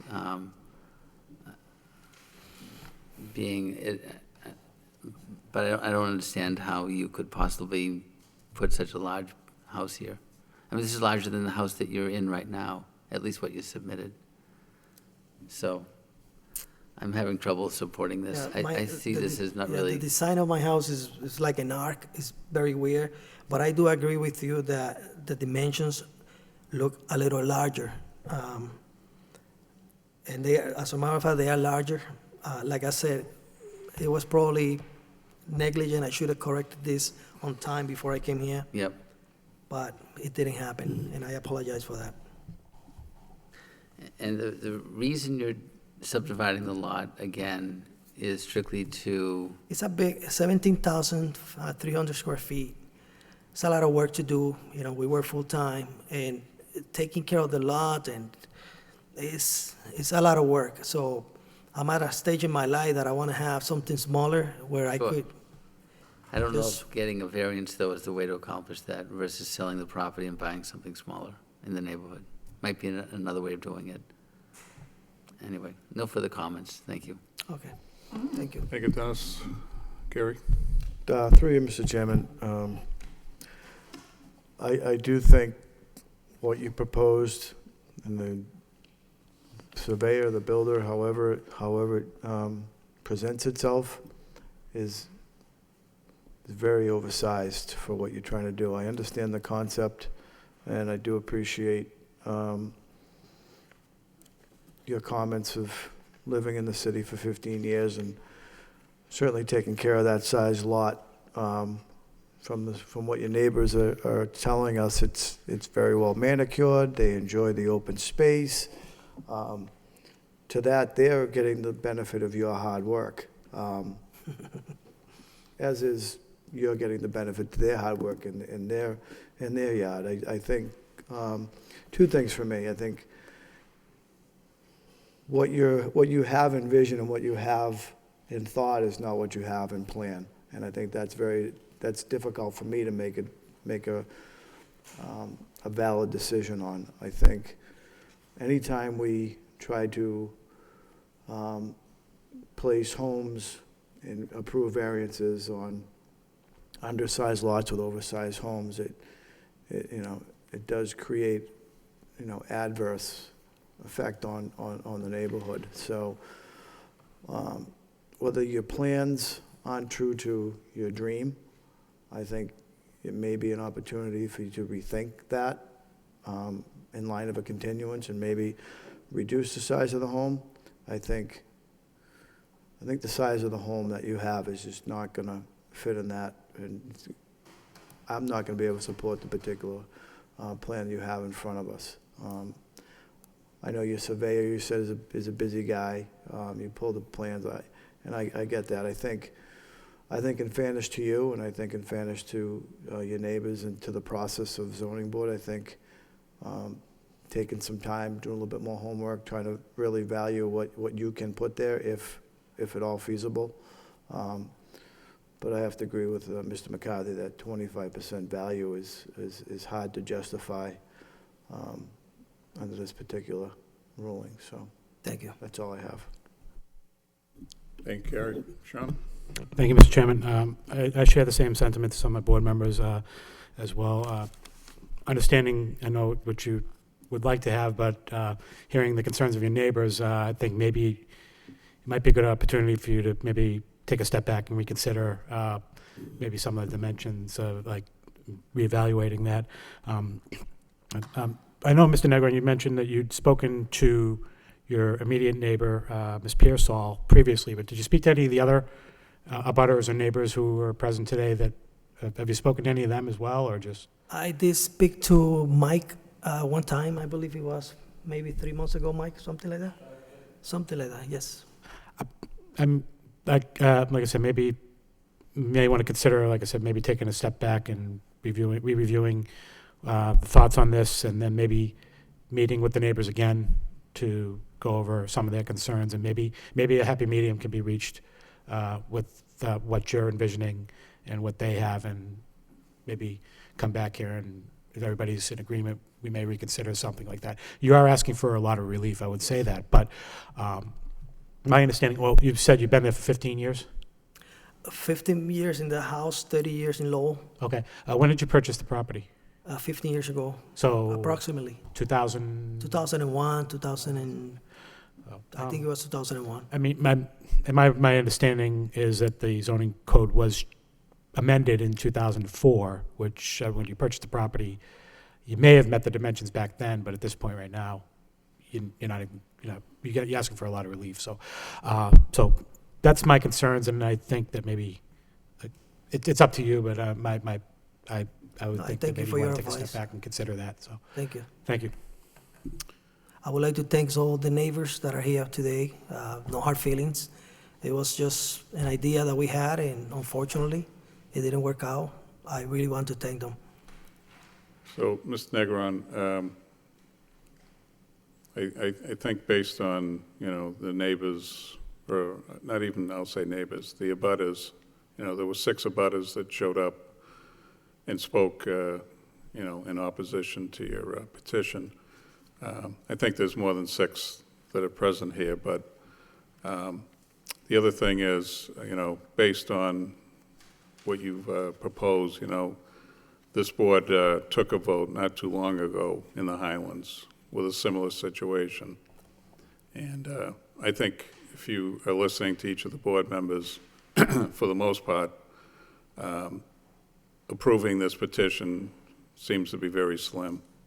So you have an option here. You can either proceed ahead if you want, the board to take a vote, and then if we do decline it, you got to wait another 2 years. Or the other option you have is you can,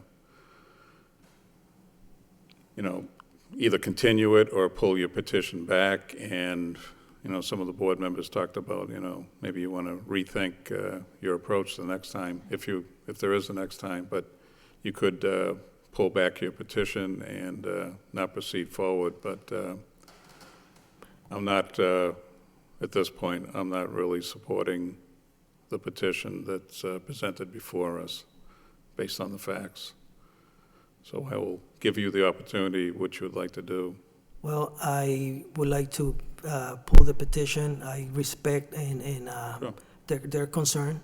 So we will not continue any further with the variance. And I really thank them, all of them, for coming out and voicing their concern. Right. So what we'll do is it'll be withdrawn without prejudice, which again means that, in the future, if you want to come back again with another new set of plans or whatever your intent is, you do have that opportunity. Thank you. So with that, any other comments? Any other board members? I would just, I think, recommend, Mr. Chairman, like you said, in regard to the continuance, we've had many of these types of applications come before us with basically just what you would call an incomplete application. So I think the point is that the site plan shows a 2.5-story home and a large amount of square footage to that home. And the other thing is that we usually ask for elevations on a new home to see what it's going to look like. I know you provided the photograph. And this is just, again, like the chairman said, advice. It's your decision, but that's usually what Yes. we. Like I said, when I started the whole subdivision process, and I'm not making excuses. I'm not here to make excuses. I think I was a little bit in a rush. And I talked to Judy, and I started the process. The surveyor himself, he's a friend of mine. And I think it was just rush. I thought it was big, but I didn't do anything about it to tell him, hey, cut it down. But I felt that at the same time, I was going to have the same opposition. So we didn't make the changes. I didn't push him to do the changes. But I think it was rushed. I think I came, Judy told me what to do. I head out the door and started putting stuff together. All set, Mike? Sorry, yeah, that's it, Mr. Chairman. Thank you. Okay. So could I have a motion, please? Through you, Mr. Chairman, I'd like to make a motion for ZB 2016-39 for 104 Mariposa Street for a variance to accept a withdrawal without prejudice. Second? Second. Roll call? Chairman Bailey? Approved. Member Perrin? Approved. Member McCarthy? Approve. Member Peck? Approve. Member Palia? Approve the withdrawal. Member Callahan? Approve withdrawal. Okay, Ms. Negron, just want to make sure you understand, so that the petition's been withdrawn. If you have any questions in the future, please contact the city first before you proceed. But don't be afraid to ask some questions, just so you totally understand what you need to do if you decide to come back. Thank you, and again, thank you to my neighbors for coming to the hearing. Yep, thank you very Have a much. good night. Yep, and thank you very much, people of the neighborhood that showed up. Appreciate that. Thank you.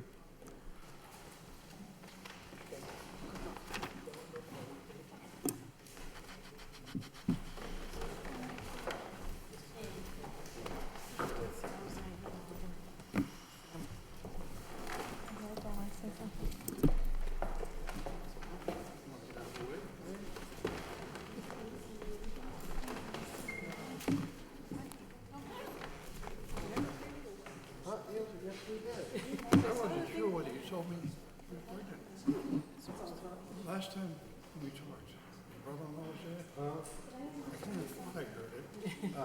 But it wasn't sure. Just turned 4 weeks old today. Unbelievable. Yeah, boy. Congratulations. You don't hear him, he's right in that room right next to your portrait. Oh. Actually, we got breakfast.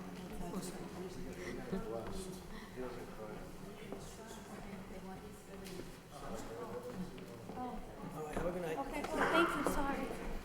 Sorry.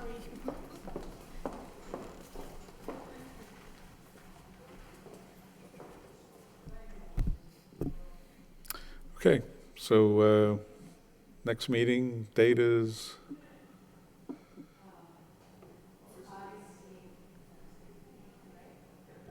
August 8th. Okay, August 8th, and no handouts this evening? I have one, 79 Branch Street, a sign permit. I have to double check with Judy and Joe if we've already sent you the plans for 98 Smith Street, which is on for next time, the House of Hope. Did I And see did you- plans for Chelmsford? You received plans for the Popeyes? Yeah. The Chelmsford line goes right down the building, so Oh. the drive-through is in Lowell, so they have to get a special permit and site plan review. The new one in Drum Hill? Or is this a Um, different one? Yeah, the Popeyes in the parking lot of where the Elliots used to be. Yeah. So when they erected the building, they were advised by our office that they did need to open a drive-through window. They Oh, needed to okay. get those permits. So it's stupid, but they're literally going through this process to open a window. There's Okay. no construction needed for the project. All right. the same way, after Oh. Well, thank you for adding that. Appreciate that. I know, as an inspector, I used to be able to only inspect half of the food, not all. All right, and we have no minutes to approve, all right? Anybody have anything? Everybody going to be at the next meeting, as far as I know? Yeah. All right, if there's no other items, make a motion to adjourn. Through you, Mr. Chairman, I'd like to make a motion to adjourn. Have a second? Second. So moved.